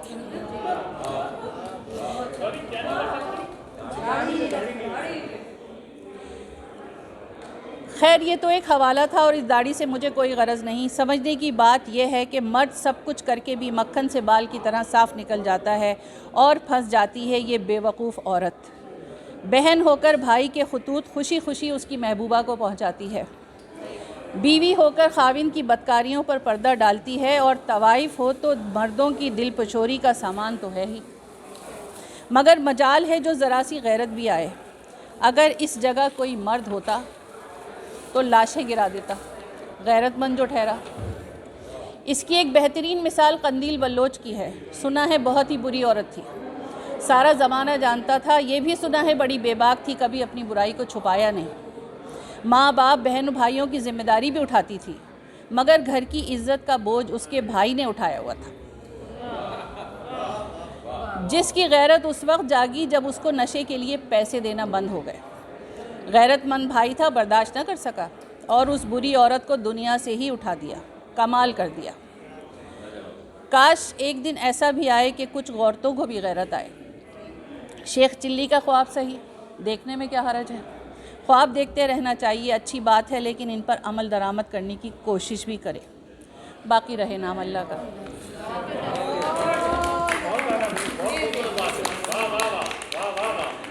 بہت شکریہ، بہت شکریہ۔ ایک چھوٹا سا مضمون اور ہے، اس کا نام ہے جہنم کی اپسرائیں۔ یہ جو آپ نے کہا کہ عورت ہی عورت کی دشمن ہوتی ہے، میں بالکل مانتی ہوں اس بات کو۔ بھائی دیکھیں، دنیا میں دو ہی چیزیں ہیں، ایک عورت ہے اور ایک مرد ہے، تو گھوم گھام کے ایک کی دم ہوتی ہے تو پکڑا ہوا کسی اور میں ہوتا ہے۔ سب کچھ گھوم گھام کے دائرہ یہی ہے آس پاس گھومنے کا، مرد اور عورت۔ جی لیکن اس کا بیچاری کا ہماری سے اتنا تعلق نہیں ہوتا، ہماری چیزوں سے، وہ بیچ میں ہے، وہ نہ لینے میں نہ دینے میں۔ ہاں، جہنم کی اپسرائیں۔ مردوں کی عورت دشمنی پر بارہا لکھا جاتا ہے، میں خود آئے دن اسی موضوع پر لکھتی رہتی ہوں۔ مرد کی عورت سے دشمنی کوئی ڈھکی چھپی بات نہیں، لیکن وہ جو اپنے آپ ہی قبیلے کی میر جعفر بنی بیٹھی ہیں، ان کا کیا کیا جائے؟ اس عورت کا کیا کریں جو اپنی ہی ذات کی دشمن بنی بیٹھی ہے؟ گھر ہو یا باہر اپنے آس پاس نظر ڈالیے، آپ کو ماشاءاللہ انشاءاللہ ایک سے بڑھ کر ایک خاتون ملیں گی جو آپ کا ستیہ ناش کرنے کے لیے تلی بیٹھی ہوں گی۔ سوتن کی دشمن، نند بھاوج آمنے سامنے، ساس بہو کے محاذ کا تو کیا ہی کہنا۔ دیورانی جٹھانی بھی اپنے اپنے ہتھیار تیز کرنے میں لگی پڑی رہتی ہیں۔ دفاتر میں نظر ڈالیے، خواتین باسز بدترین باسز ثابت ہوتی ہیں اور بغل میں چھری منہ میں رام کی تمثیل بنی پھرتی ہیں اور اپنی ماتحت خواتین کی زندگی کا شراب بن جاتی ہیں۔ نفرت، تکلیف، انتقام اور بدلے کی آگ کے اس پورے چکر میں کوئی ایک بھی نیک نیت نہیں، اور کسی ایک عورت کا ہی بھلا کر دے تو کئیوں کا بھلا ہوگا۔ جیسے میں اپنے آس پاس ایسی دسیوں مثالیں دیکھتی ہوں، آپ بھی یقیناً دیکھتے ہوں گے۔ جیسے کہ میری پیاری ہم دفتر شرمین جب تک سسرال میں رہی، ساس کا سڑا منہ ہی دیکھتی رہی، بیچاری کو حسرت ہی رہی کہ ساس کا اچھا منہ دیکھے اور اس منہ سے کوئی اچھی بات بھی نکلے۔ تو بہن ساس کون؟ عورت۔ اور پھر دور پھٹے منہ میاں جیسا میاں دو بچوں کی ماں کے ہوتے ہوئے بھی ایک کلموہی کو بیاہ لایا اور بیوی کو کھڑے کھڑے طلاق دے دی، تو بہن کلموہی کون؟ عورت۔ اب دوسرا کیس سنیں۔ پڑھی لکھی، سمجھدار، خوبصورت ایک بیٹی کی ماں جمائمہ کو طلاق تو شوہر نے دی، یہ وہ والی جمائمہ نہیں ہے، یہ سیاسی نہ لیا جائے۔ طلاق تو شوہر نے دی، گھر سے دیس نکالا ساس نے دیا۔ ساس کون؟ عورت۔ بیچاری جمائمہ نے جتن کر کر کے نوکری کر کر بچے کو پروان چڑھایا، اب بچہ بڑا ہو گیا ہے تو دادی کی محبت کے آتش فشاں ابلنے لگے ہیں۔ केस पर केस किए जा रही हैं पोते को हथियाने के लिए। बच्चे और साबका बहू को जहनी अजियत में डाला हुआ है, तो बहन केस कौन कर रहा है? औरत। माँ होकर भी माँ के जज्बात को कौन नहीं समझ रहा है? औरत। तो भैया ऐसी बेशुमार मिसालें नज़र आएंगी, नज़र तो घुमाइयो। मेरी अजीज़ हमवतन बहनों, दिए से दिया जलाओ, सिर्फ अपना कुत्ता टॉमी नहीं होता, दूसरे के कुत्ते को भी टॉमी समझो। मेरा गम तेरा गम एक जैसा सनम की मिसाल बनो, जो जुल्म आपकी सास ने आप पर किए, उनके दाग अपनी बहू पर जुल्म करने से नहीं मिटेंगे। थोड़ा प्यार, थोड़ा एहसास, थोड़ी सी मुरव्वत किसी की ज़िंदगी में सुकून ला सकती है। करके तो देखिए, वरना याद रखिए, जो औरतें दूसरी औरतों पर मेहरबान नहीं होती, उनके लिए अल्लाह मियां ने जहन्नुम में ख़ास जगह बना रखी है। एकदम छकास। सुधर जाओ, वरना उड़ती फिरना जहन्नुम में अप्सरा बनकर।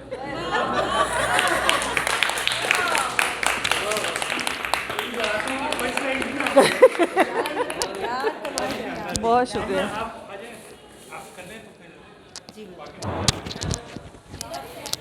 हाँ हाँ,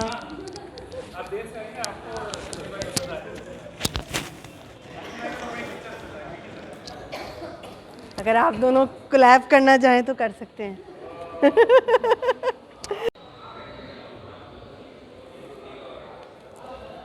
अच्छा, मैंने 8 मार्च के हवाले से एक तहरीर लिखी थी, वो पढ़ूंगी मैं।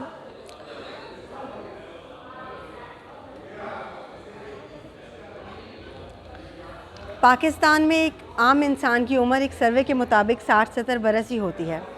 इस साल सांसें चलती रहीं तो 34 बरस बीत जाएंगे। इस हिसाब से मैं अपनी आधी से ज़्यादा ज़िंदगी गुजार चुकी हूँ।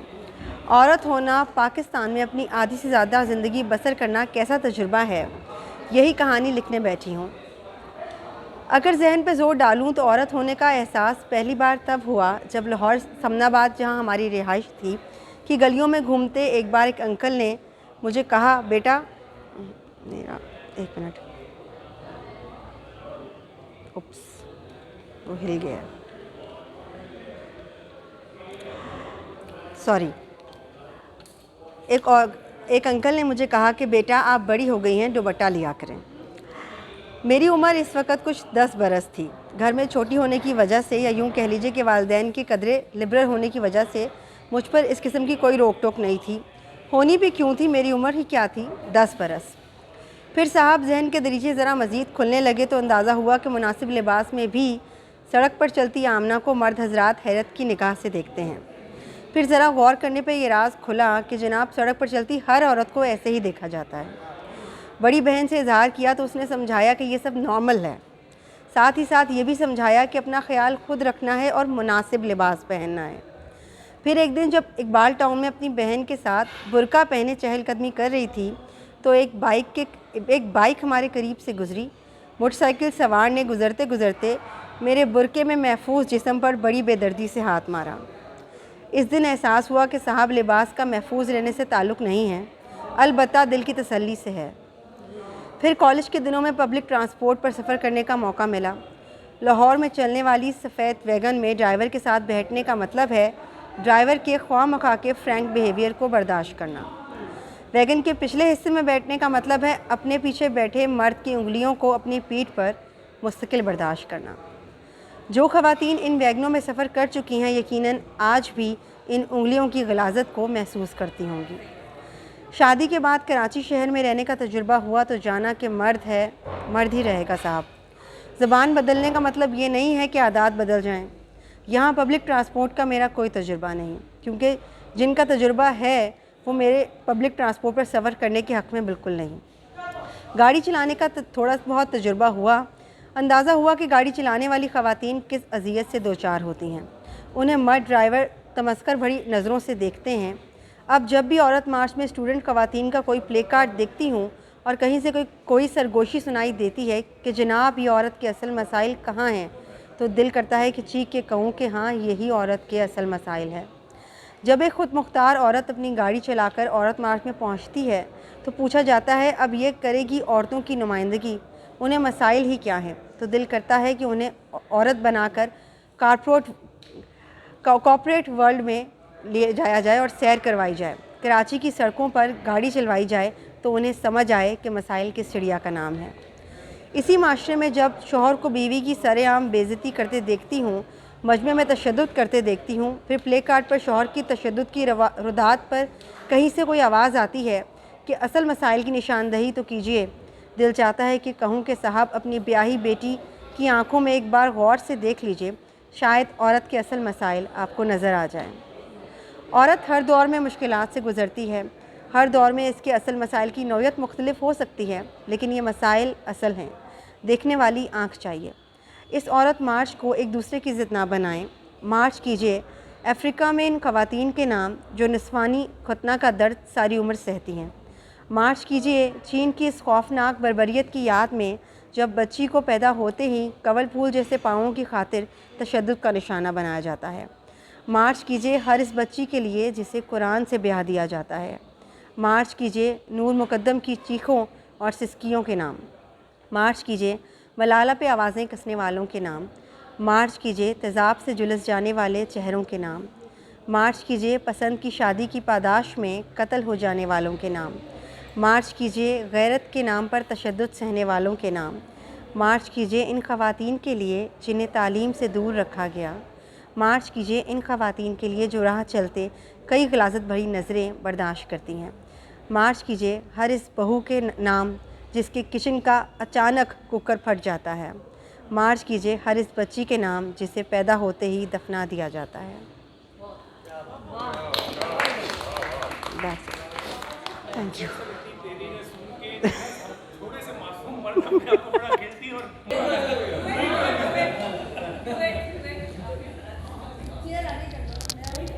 اچھا جی، پہلے تو میں اپنا تعارف کروا دوں۔ میرا نام راحت عائشہ ہے اور میں بچوں کے لیے لکھتی ہوں اور میری 5 کتابیں آ چکی ہیں، اور اس کے علاوہ میں بڑوں کے لیے کم لکھتی ہوں بلکہ اچھا، اور یہاں ابھی تک تو کچھ یہ تھا کہ خواتین و حضرات کی تعداد برابر تھی، اب مطربہ شیخ کے آ جانے کے بعد تو خواتین کی زیادہ ہو گئی ہے۔ میں نے گن لیا تھا 10 تھے دونوں، ابھی 11 ہو گئے۔ اور کافی دیر سے ہم خواتین کے بارے میں بات کر رہے ہیں، بیچارے مردوں کو گلٹی میں ان کو اردو مجھے لفظ نہیں آ رہا، میں بولنا چاہ رہی تھی کہ میں اردو میں ہی بات کروں پوری۔ خیر بہرحال یہ میں آج جو کتاب لے کر آئی ہوں یہ ہے ابن انشا کی چلتے ہو تو چین کو چلیے، اور یہ فرسٹ ایڈیشن ہے میرے پاس، بڑی پرانی کتاب ہے۔ یہ بھی بہت سارے لوگ چوری کرنے میرے پاس اس کا ویسے بہت کوئی 26واں 27واں ایڈیشن ہے۔ آج میں اپنی بہن کے گھر سے آ رہی تھی تو وہ ان کی پرانی کتابوں میں سے میں پھر وہ یہ کتاب بھی نکال کے لے آئی۔ اچھا بھائی، ابن انشا کا جو میں پڑھنے جا رہی ہوں، ختم تو ویسے میں خواتین پر ہی کروں گی، لیکن یہ ایک بڑا مزیدار سا ایک کالم ہے ان کا۔ اب آپ ماؤ زیدنگ کا کلام سنیے۔ ہم بعض اوقات سنجیدگی سے سوچتے ہیں کہ ماؤ زیدنگ میں ایسی کیا خاص بات ہے جو ہم میں نہیں۔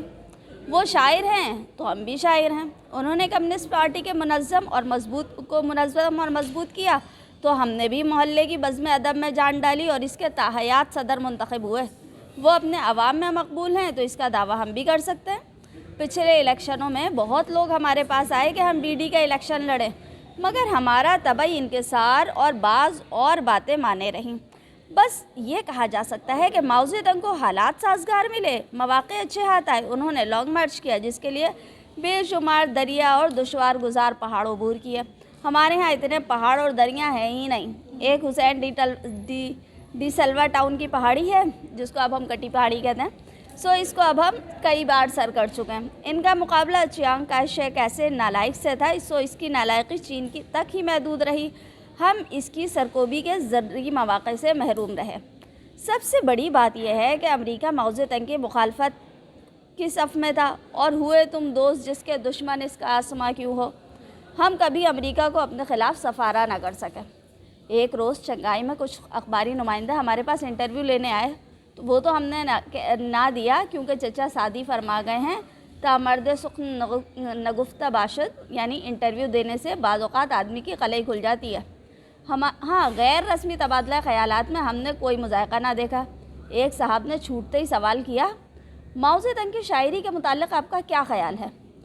ہم نے کہا ہمارے ہاں ہم اثروں کی تعریف کرنے کا رواج بہت کم ہے. ہر شاعر ہمارے ہاں کا شاعر اپنی شاعری کو اپنے پر ختم سمجھتا ہے اور ہم اس معاملات میں مستنصیات میں سے نہیں ہیں. ماؤ صاحب ہمارے ہم عصر ہیں, اپنی جگہ اچھا ہی لکھتے ہوں گے. ان سے کہیے مشق سخن جاری رکھیں. اب کوئی اور سوال ہو تو کیجئے. ایک صاحب بولے کچھ تو کہیے, آخر آپ نے ان کی نظموں کے انگریزی ترجمے پڑھے ہوں گے. ہم نے کہا عزیز من پڑھے ہیں, لیکن ہمارے ہاں شاعری کو جانچنے کا معیار دوسرا ہے. مضمون کتنا بھی اونچا اور اچھا ہو, اگر قافیے میں ایتائی جلی ہے تو بیکار. ترجمے سے کہتا پتہ چلے کہ صدر ماؤ کے قافیے درست ہیں اور کہیں الف گرتا ہے یا نہیں. ہم نے اپنی شاعری کے عالم شباب میں ایک مجموعہ شائع کیا جس میں جگانے والی, سلانے والی, رلانے والی سبھی قسم کے منظومات اور غزلیں تھیں. اسے ہم نے ایک بہت اونچے نقاد اور شاعر کو باامید قدردانی بھیجا. ان کا جواب آیا, مکرمی کتاب ملی, شکریہ, اس میں الف کئی جگہ گرتا ہے, فقط والسلام.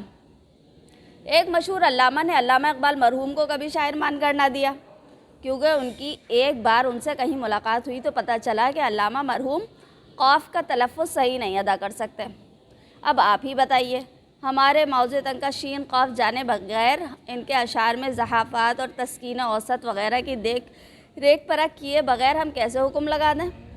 کئی سال ہوئے جناب قدرت اللہ شہاب چین گئے تو ہمارا چینی نظموں کا منظوم اردو ترجمہ کا مجموعہ ساتھ لے گئے اور ماؤ صاحب کی نظر کیا. انہوں نے الٹ پلٹ کر دیکھا اور پوچھا, میری بھی کوئی نظم ہے اس میں؟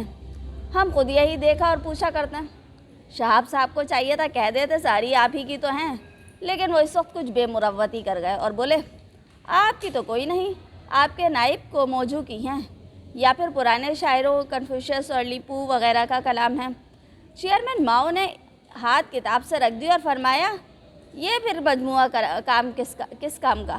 یہ لوگ جن کے تم نے نام لیے کوئی شاعر ہیں؟ ان صاحب سے کہو میرا کلام پڑھیں اور اس کا ترجمہ کریں. قارئین کرام, اب آپ صدر ماؤ زیدنگ کا کلام ملاحظہ فرمائیے. نئی چین کی شاعری میں اگر کہیں لطافت, نرمی اور رومانویت ملتی ہے تو فقط چیئرمین ماؤ کے ہاں. یہ ان کی 10 مشہور نظموں میں سے 7 ہیں جو پچھلے دنوں بڑی آب و تاب سے چین کے سرکاری پبلشنگ ہاؤس نے چھاپی ہیں. اچھا, اب میں اس میں سے 2 سنا دیتی ہوں. ایک ہے پریوں کی گپھا. پریوں کی گپھا لوشان کے پہاڑ پر ایک خوش منظر جگہ ہے. رنگ ڈالے شفق شام نے شمشاد کے پیڑ, ابر خاموش کے لکے ہیں فضاؤں میں رواں. روپ قدرت کا ہے پریوں کی گپھا میں مرکوز, قلعہ کوہ پر ہے حسن یہاں حسن وہاں. اور ایک دوسرا ہے ملیشیا دستوں کی لڑکیاں. روشن چہرے, بڑی دلاور, لمبی رفلیں شانوں پر, صبح پریڈ کے میدان میں چین کی بیٹیاں آتی ہیں. اطلس یا نرم اور نازک ریشم سے انہیں کیا لینا, دل والی ہیں اور دل اپنی وردی میں ہی لگاتی ہیں. یہ اس زمانے کی بات ہے جب چائنا میں ساری عورتیں صرف بلو کلر کے کپڑے پہنا کرتی تھیں. کیا عورتیں اور کیا مرد سب ایک ہی رنگ کے کپڑے پہنتے تھے. اور اسی کتاب میں ابن انشا نے لکھا ہے کہ جب ہم یونیورسٹی میں جاتے تھے تو دیکھتے تھے کہ سارے اسٹوڈنٹ زیادہ تر جو ہے وہ پیوند والے کپڑے پہنے ہوئے ہوتے تھے. بہت شکریہ.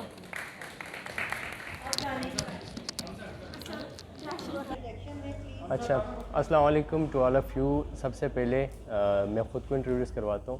میرا نام حمزہ ہے اور قلمی نام HK سواتی ہے, اور میرا ایک ناول ہے جیا کی جانب, اس کے 2 ایڈیشن بھی گزر چکے ہیں. اس کے علاوہ باہر چاہے میرا کوئی بھی نام ہو, گھر میں حمزہ ٹیلینار اور حمزہ زونگ کے نمبر سے میرا نام سیو ہے. گھر والے تو ویسے ہی ٹریٹ کرتے نا. باقی سب سے پہلے میں اپریشیٹ کروں گا ادب شناس کو. میں ان لوگوں میں سے ہوں یہاں پہ جنہوں نے پہلی انٹ رکھی تھی, اور ہم پہلا جو ہمارا پروگرام ہوا تھا فریر ہال میں ہوا تھا, تب ہم نے نہیں سوچا تھا کہ اتنے لوگ آئیں گے. تب میں سیڈلی کراچی چھوڑ گیا. آج میں ایز اے گیسٹ آیا ہوں یہاں پہ, اور میں تو پریپریشن کر کے نہیں آیا, لیکن یہ کہ اتنے زیادہ لوگوں کو دیکھ کے اور اتنے بڑے نام فیس بک پہ تو سارے نظر آتے ہیں, آج لائیو آپ سب کو دیکھ کے مجھے بہت اچھا لگا. کچھ کو دیکھا ہے, کچھ کو نہیں دیکھا تھا, آج دیکھ لیا. باقی عزمی صاحب جیسے لوگ, جاوید صاحب, آمنہ, ان کے ساتھ میرا بہت بہت پیار بھرا رشتہ ہے. اور اس کے علاوہ راحت، فرزین، یہ میم ماریہ میم، باقی سارے یہ والی میم بھی سارے، سب کا بہت شکریہ. اچھا عورت پہ بات ہو رہی تھی تو میرے نزدیک عورت کا اس سے بڑھ کر کیا مرتبہ ہوگا کہ وہ ایک ماں ہے. یہ سب سے زیادہ سپرلیٹو مرتبہ یہی ہے، کیونکہ ماں سے زیادہ محبت کسی رشتے میں نہیں ہے، اور اسی رشتے میں عورت سب سے زیادہ محبت بھری ہے. سمینہ تبسم صاحبہ کا ایک شعر ہے، پہلے میں وہ سناتا ہوں. میں اکثر عورت کا جو خواتین کا عالمی دن ہوتا ہے اس پہ میں پوسٹ کرتا ہوں کہ یہ عورت کا کرشمہ ہے، یہ عورت کا کرشمہ ہے تیری وحشت کے پانی کو، یہ عورت کا کرشمہ ہے تیری وحشت کے پانی کو، بدن کے سیپ میں رکھ کر اسے انسان بناتی ہے. تو اچھا اس کے علاوہ میں کچھ سنانا تو نہیں چاہ رہا تھا، میری پریپریشن نہیں، لیکن جاوید صاحب نے وہ نثری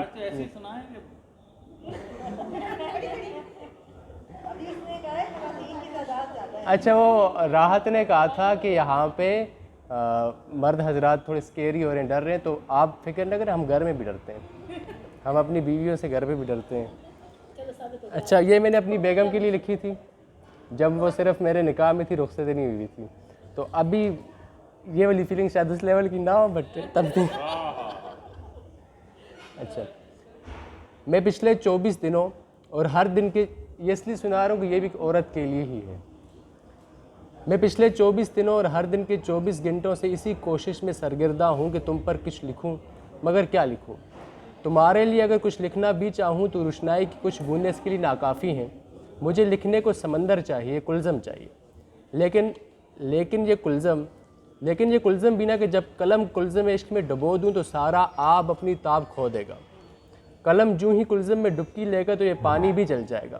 کتنی حیرت کی بات ہے نا پانی کے جلنا. دنیا کا 8واں عجوبہ یا تو تم ہو یا یہ جلتا کلزم. سنسار کا کوئی ایسا ذرہ نہیں کہ جب میں تم پر لکھوں اور وہ جلے نہ. جانے جاں کلیوں کے کھلنے جیسا خوبصورت منظر دوسرے نمبر پر ہے، پہلے پر تمہاری کھلکھلاہٹ ہے. ستاروں کا چمکنا ٹھیک ہے مگر تمہاری آنکھوں کی چمک سے کچھ کم ہی ہے. گلقدوں میں چلتی بات کے توسط سے جھولتی پتیاں ہنسی لگتی ہے مگر تمہاری زلفوں کی گٹاؤں جیسی ہنسی بالکل بھی نہیں. دنیا میں روئی کی مثالیں اپنی جگہ مگر تمہارے گالوں کی نرماہٹ کی کوئی مثال نہیں. بانسری، رباب، وائلن، گٹار اور دیگر تمام سریلے اوزار کی راگنی اپنی جگہ مگر تمہاری چوڑیوں کی کھنک جیسا کوئی ساز نہیں. کوئل کی آواز بہت بلی لگتی ہے مگر تمہاری آواز سی نہیں کہ بندہ محو ہو جائے. گلاب کی پتیاں جس حد تک بھی نازک کیوں نہ ہوں، تمہارے کامنی لبوں کی ابتدا بھی اس کی انتہا سے برتر ہے. جانم تمہاری کوئی نظیر نہیں، کوئی تم سی عبیر نہیں، تم سی کوئی اسیر نہیں، اور تمہارے جلوے کی کوئی اخیر نہیں. اور تو اور مجھ جیسا تمہاری چاہت کے کوئی فقیر نہیں. معصومہ تم اپنے نام کے حرف حرف میں چھپی تعریف ہو. تمہارے نام کے پہلے لفظ میم میں محبت ہی محبت ہے، عین میں عشق ہی عشق ہے. سواد وہ صحت گاہ ہے کہ جہاں مجھ جیسے پیار کے مریض کو شفا ملتی ہے. واو میں وجد ہے جہاں مجھ سا فقیر عشق کی دنوں پر جھومتا رہتا ہے. میم مروت سے بھرپور ہے جہاں بے تحاشا سرور ہے میں ہمدردیوں کی مرہم پٹیاں ہیں جو میرے دل کے زخموں کو ڈانپ دیتی ہیں. تم چپ رہو تو بھی سہن ہے، غزل ہے، شاعری ہے. تمہارا سکوت بھی گیت ہے اور تمہارے لبوں سے نکلتا ہر لفظ سنگیت ہے. تم چپ رہو یا بولتی رہو، استدا ہے کہ ساتھ ہی رہو. تمہارا ساتھ میرے لیے اتنا ہی ضروری ہے جیسے زندہ رہنے کو سانسیں ہوتی ہیں. بہت شکریہ. لائف چلا گیا ہے تو آج چکن کڑھائی بنے گی گھر میں. چکن کڑھائی بنانے والے ساتھ میں بیٹھی ہے. جی دوبارہ سے میرا نام اظہر اعظمی ہے اور خود آپ اپنا تعارف ہوا بہار کی ہے. ہاں پڑھ سکتا ہوں. اصل میں مجھ سے یہ لوگ چاہتے ہیں مزاح ہر وقت، لیکن اگر خواتین کو برا نہ لگے، میں احتیاط سے بات آپ سے کر رہا ہوں. بات یہ کہ اب آپ نے اتنا درد بھری ایک آنکھ میں آنسو آ گئے تو خوشی کا بھی آنے ہوئے اس نہیں. میں نے ان کو کئی بار کہا ہے کہ آپ اپنی تحریروں کو خطابی، وہ آ رہی ہے، وہ ان پروسیس ہے، وہ آ جائیں گی. آپ آج پڑھیں گے، عورتوں کے اوپر پڑھیں گے. آمنہ یاد ہے وہ جو شاید نانا کوڑا میں انہوں نے پڑھا تھا، وہ تو پڑھتے یاد ہے نا، آپ بھی تھے. تو آج سوچ لیں کہ 12 خواتین ہیں اور 8 مرد. سیم کے پڑھی. کہتے ہیں کھانے میں نمک اور چہرے پر نمک سب کو اچھا لگتا ہے. ایک کو چکھ اور دوسرے کو تک سکتے ہیں. اگر تکنے کو چکھنے کی کوشش کی تو آپ کی زبان سے پہلے کسی کا ہاتھ آپ کے منہ پر ہوگا اور سارا ذائقہ گال پر اتر آئے گا. قدرت نے مرد اور عورتوں کو 2 کان دیے ہیں لیکن عورت کو 1 کان بھی دیے جو نمک کی کہلاتی ہے. زبان سے نکلتی ہے اور جب اس کا نمک کسی کے زخموں پر چھڑکا جائے تو سامنے والے کے جسم میں نمکیات کی کمی واقع ہو جاتی ہے, کسی واقعے کا سبب بن جاتی ہے. جتنا چھڑکا ہے تو نے زخموں پر, اتنا کھایا نہیں نمک تیرا. زندگی کا سارا فلسفہ ایک روٹی میں ہے. کہتے ہیں عورت زندگی میں نمک کی طرح ہے, اسی طرح عورت اور روٹی لازم و ملزوم ہے. لیکن کچھ عورتوں کے ہاتھ کی پکی روٹی کھاؤ تو لازم و ملزم کا احساس ہوتا ہے. کہتے ہیں دنیا گول ہے, جتنا گھوم لیں آخر میں وہیں پہنچیں گے جہاں سے چلے تھے. زندگی کی روٹی بھی دنیا کی طرح گول ہے, جتنا چاہیں گھوم لیں, جو چاہیں کھا لیں, مگر آخر میں آنا اسی روٹی پر ہے. یہ تو آپ جانتے ہیں کہ روٹی میں آٹے اور نمک کا ایک خاص تناسب ہوتا ہے. اب سوال یہ پیدا ہوتا ہے کہ یہاں آٹے میں نمک کے برابر کون ہے؟ عورت نمک اور تو پھر آٹا مرد ہوا. چلے مان لیتے ہیں ایسا ہی ہوا ہوگا, مگر ایک بات نہ بھولیں, روٹی پکاتی عورت ہے, جلے توے پر جتنا چاہے جہاں سے جلا دے. آٹے نے بے چارگی سے جلنا ہی ہوتا ہے. عورت خود تو نمک کے برابر ہے لیکن آٹے کا سارا حساب کتاب برابر کر سکتی ہے. میں تو کہتا ہوں زندگی کا سارا فلسفہ ایک روٹی میں ہے, بس کچھ عقل بند شوہر اس پر دھیان نہیں دیتے. مقدار کسی کی زیادہ ہے مگر ہاتھ میں کسی کے ہے. عورت ایک گول روٹی ہے, عورت ایک گول روٹی سے بہت سارے گول کرتی ہے اور سیدھا شوہر کے ماؤتھ پوسٹ میں ڈال دیتی ہے. پہلے تو شوہر کا منہ بند ہوتا ہے اور نیچے اترے تو حلق میں آ جاتا ہے. اسی لیے کھانا کھاتے بڑے بڑوں کی بولتی بند ہوتی ہے. بیوی پوچھے اور خاموش رہے تو کہتی ہے آپ کو بڑی روٹیاں لگ رہی ہیں. اب اسے کون بتائے کہ یہ روٹیاں کہاں تک لگ رہی ہیں. دنیا اور روٹی کہاں گیا جی, یہ کہاں.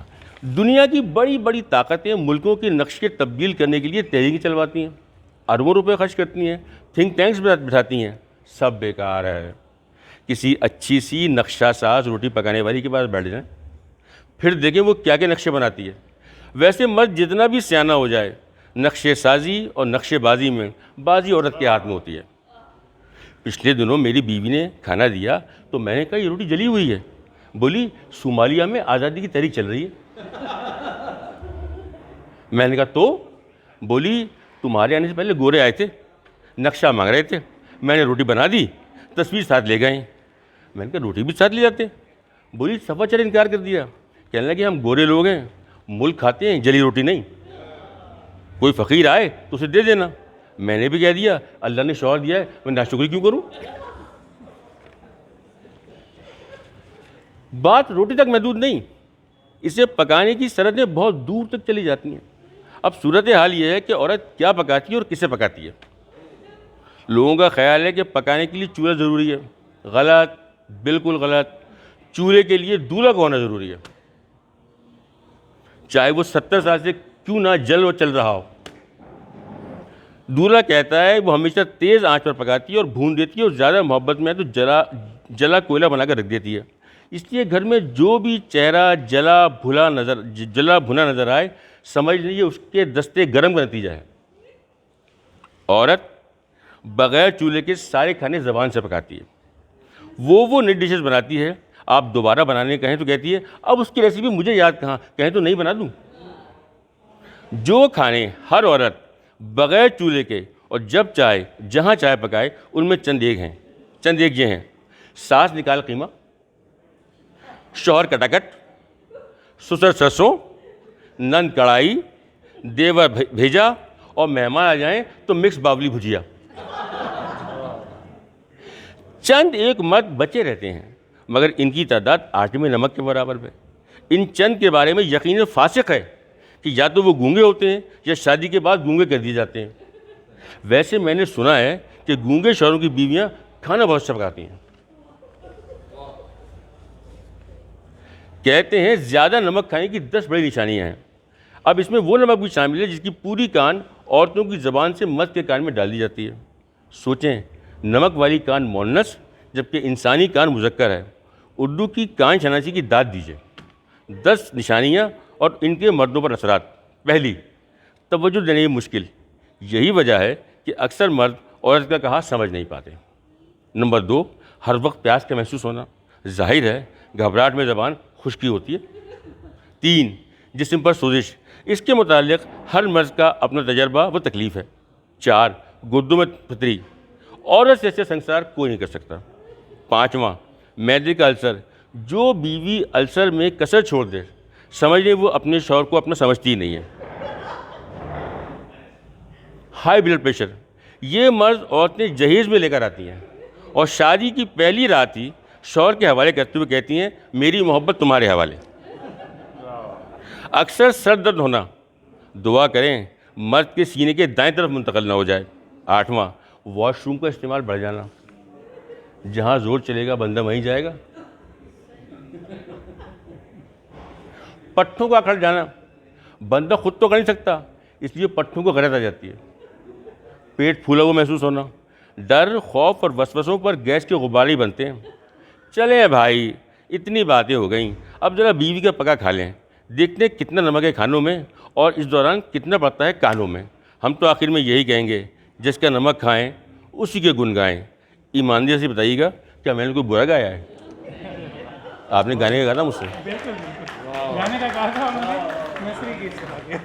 بہت بہت شکریہ، بہت شکریہ۔ اچھا ادب شناس کا جب سے ہمارا سفر جی السلام علیکم، میں مطربہ شیخ ہوں، آپ سب مجھے جانتے ہی ہیں۔ میں لکھتی رہتی ہوں اور ایک کتاب بھی لکھ چکی ہوں اور میں ویلاگز بناتی ہوں اور basically blogger, writer and vlogger. اور آج جو میں نے منتخب کی ایک چھوٹی سی کہانی ہے، یہ خالدہ حسین صاحبہ کی ہے اور یہ آکسفورڈ کا انتخاب ہے اور آصف فروخی صاحب نے یہ خالدہ حسین صاحبہ کے افسانے مرتب کیے اور آکسفورڈ نے یہ شائع کیے اور اس کا آخری افسانہ ہے۔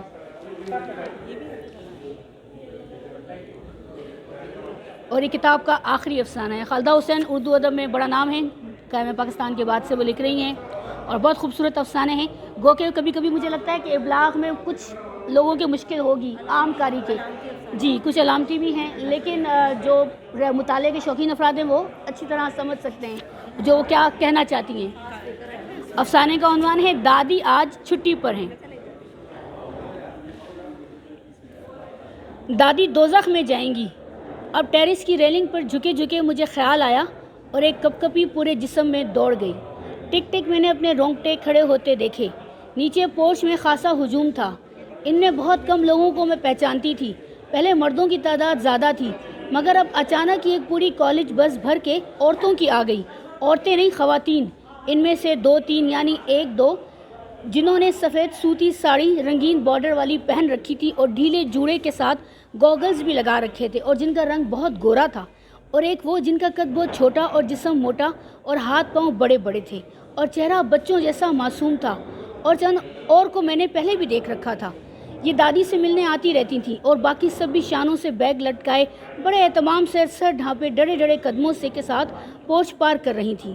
انہیں آتا دیکھ کر مرد لوگ دم بخود باہر سڑک پر 2-2 3-3 کی ٹولیوں میں کھڑے ہو گئے تھے۔ ان کے سروں پر گول سفید ٹوپیاں تھیں، کسی کسی نے بابا کی طرح امامہ پہن رکھا تھا۔ ان میں سے اکثر کے رنگ سفید اور داڑھی بے حد سیاہ تھی۔ وہ آپس میں نامعلوم کیا مشورہ کرنے میں مصروف تھے۔ مشورے کا لفظ مجھے اس لیے معلوم ہے کہ بابا ہفتے میں ایک دن کہیں مشورے کے لیے جاتے ہیں۔ یہ چھوٹی چھوٹی باتیں سوچنے، سننے اور دیکھنے کی عادت کہیں مجھے دادی سے تو نہیں پڑی۔ ہاں یہ تو ان کی عادت ہے کہ اپنے آپ میں گم وہ چھوٹی چھوٹی باتوں کو بھی ایسے بتاتی ہیں جیسے وہ بہت بڑی ہوں۔ ایک بار، اب میں ٹیرس پر سے نیچے جھانکتے ہوئے سوچتی ہوں، ایک بار انہوں نے یہ بھی بتایا تھا کہ آنکھوں کی کسی بیماری یا شاید سرجری کے بعد انہیں چھوٹی چیزیں بڑی اور بڑی چھوٹی چھوٹی نظر آنے لگ گئی تھیں۔ اس کے علاوہ دور کی چیزیں نزدیک اور نزدیک کی دور بھی چلی جاتی تھیں۔ یہ کہہ چکنے کے بعد وہ بچوں کی سی ہنسی ہنس دی تھی۔ مگر اب ایک ریلا خواتین کا اور وارد ہوا تھا۔ دور گلی میں جامنی رنگ کی بالکل نئی چمکتی لمبی بس کھڑی ہے جس پر سیاہ حروف میں کسی کالج کا نام لکھا تھا. دادی نے معلوم نہیں کئی ایک جگہوں پر کام کر رکھا ہے. ان سب کے سب اداروں کو میرے بابا نے اطلاع دی ہوگی. ابھی بھی جب میں اوپر سیڑھیوں کی طرف بھاگ رہی تھی تو کوئی کہہ رہا تھا, شاید بابا کو دلاسا دے رہا تھا, یہ تو ایک قومی نقصان ہے. ایک دم سے میرا دل زور زور دھک دھک بولا تھا اور میں نے اپنی رفتار تیز کر دی تھی. مجھے معلوم ہے بابا ان باتوں کو بالکل بیکار سمجھتے ہیں. اصل بات ان کے نزدیک وہی ہے جو ابھی ابھی میرے دل میں آئی تھی. بابا کا چہرہ کتنا کمزور اور زرد نظر آ رہا ہے. ان کے ماتھے پر وہ لکیریں گہری ہو چکی ہیں جو پریشانی کے وقت ایک دم نمایاں ہو جاتی ہیں. موٹے شیشوں کے پیچھے ان کی آنکھیں سرخ اور نمناک ہیں.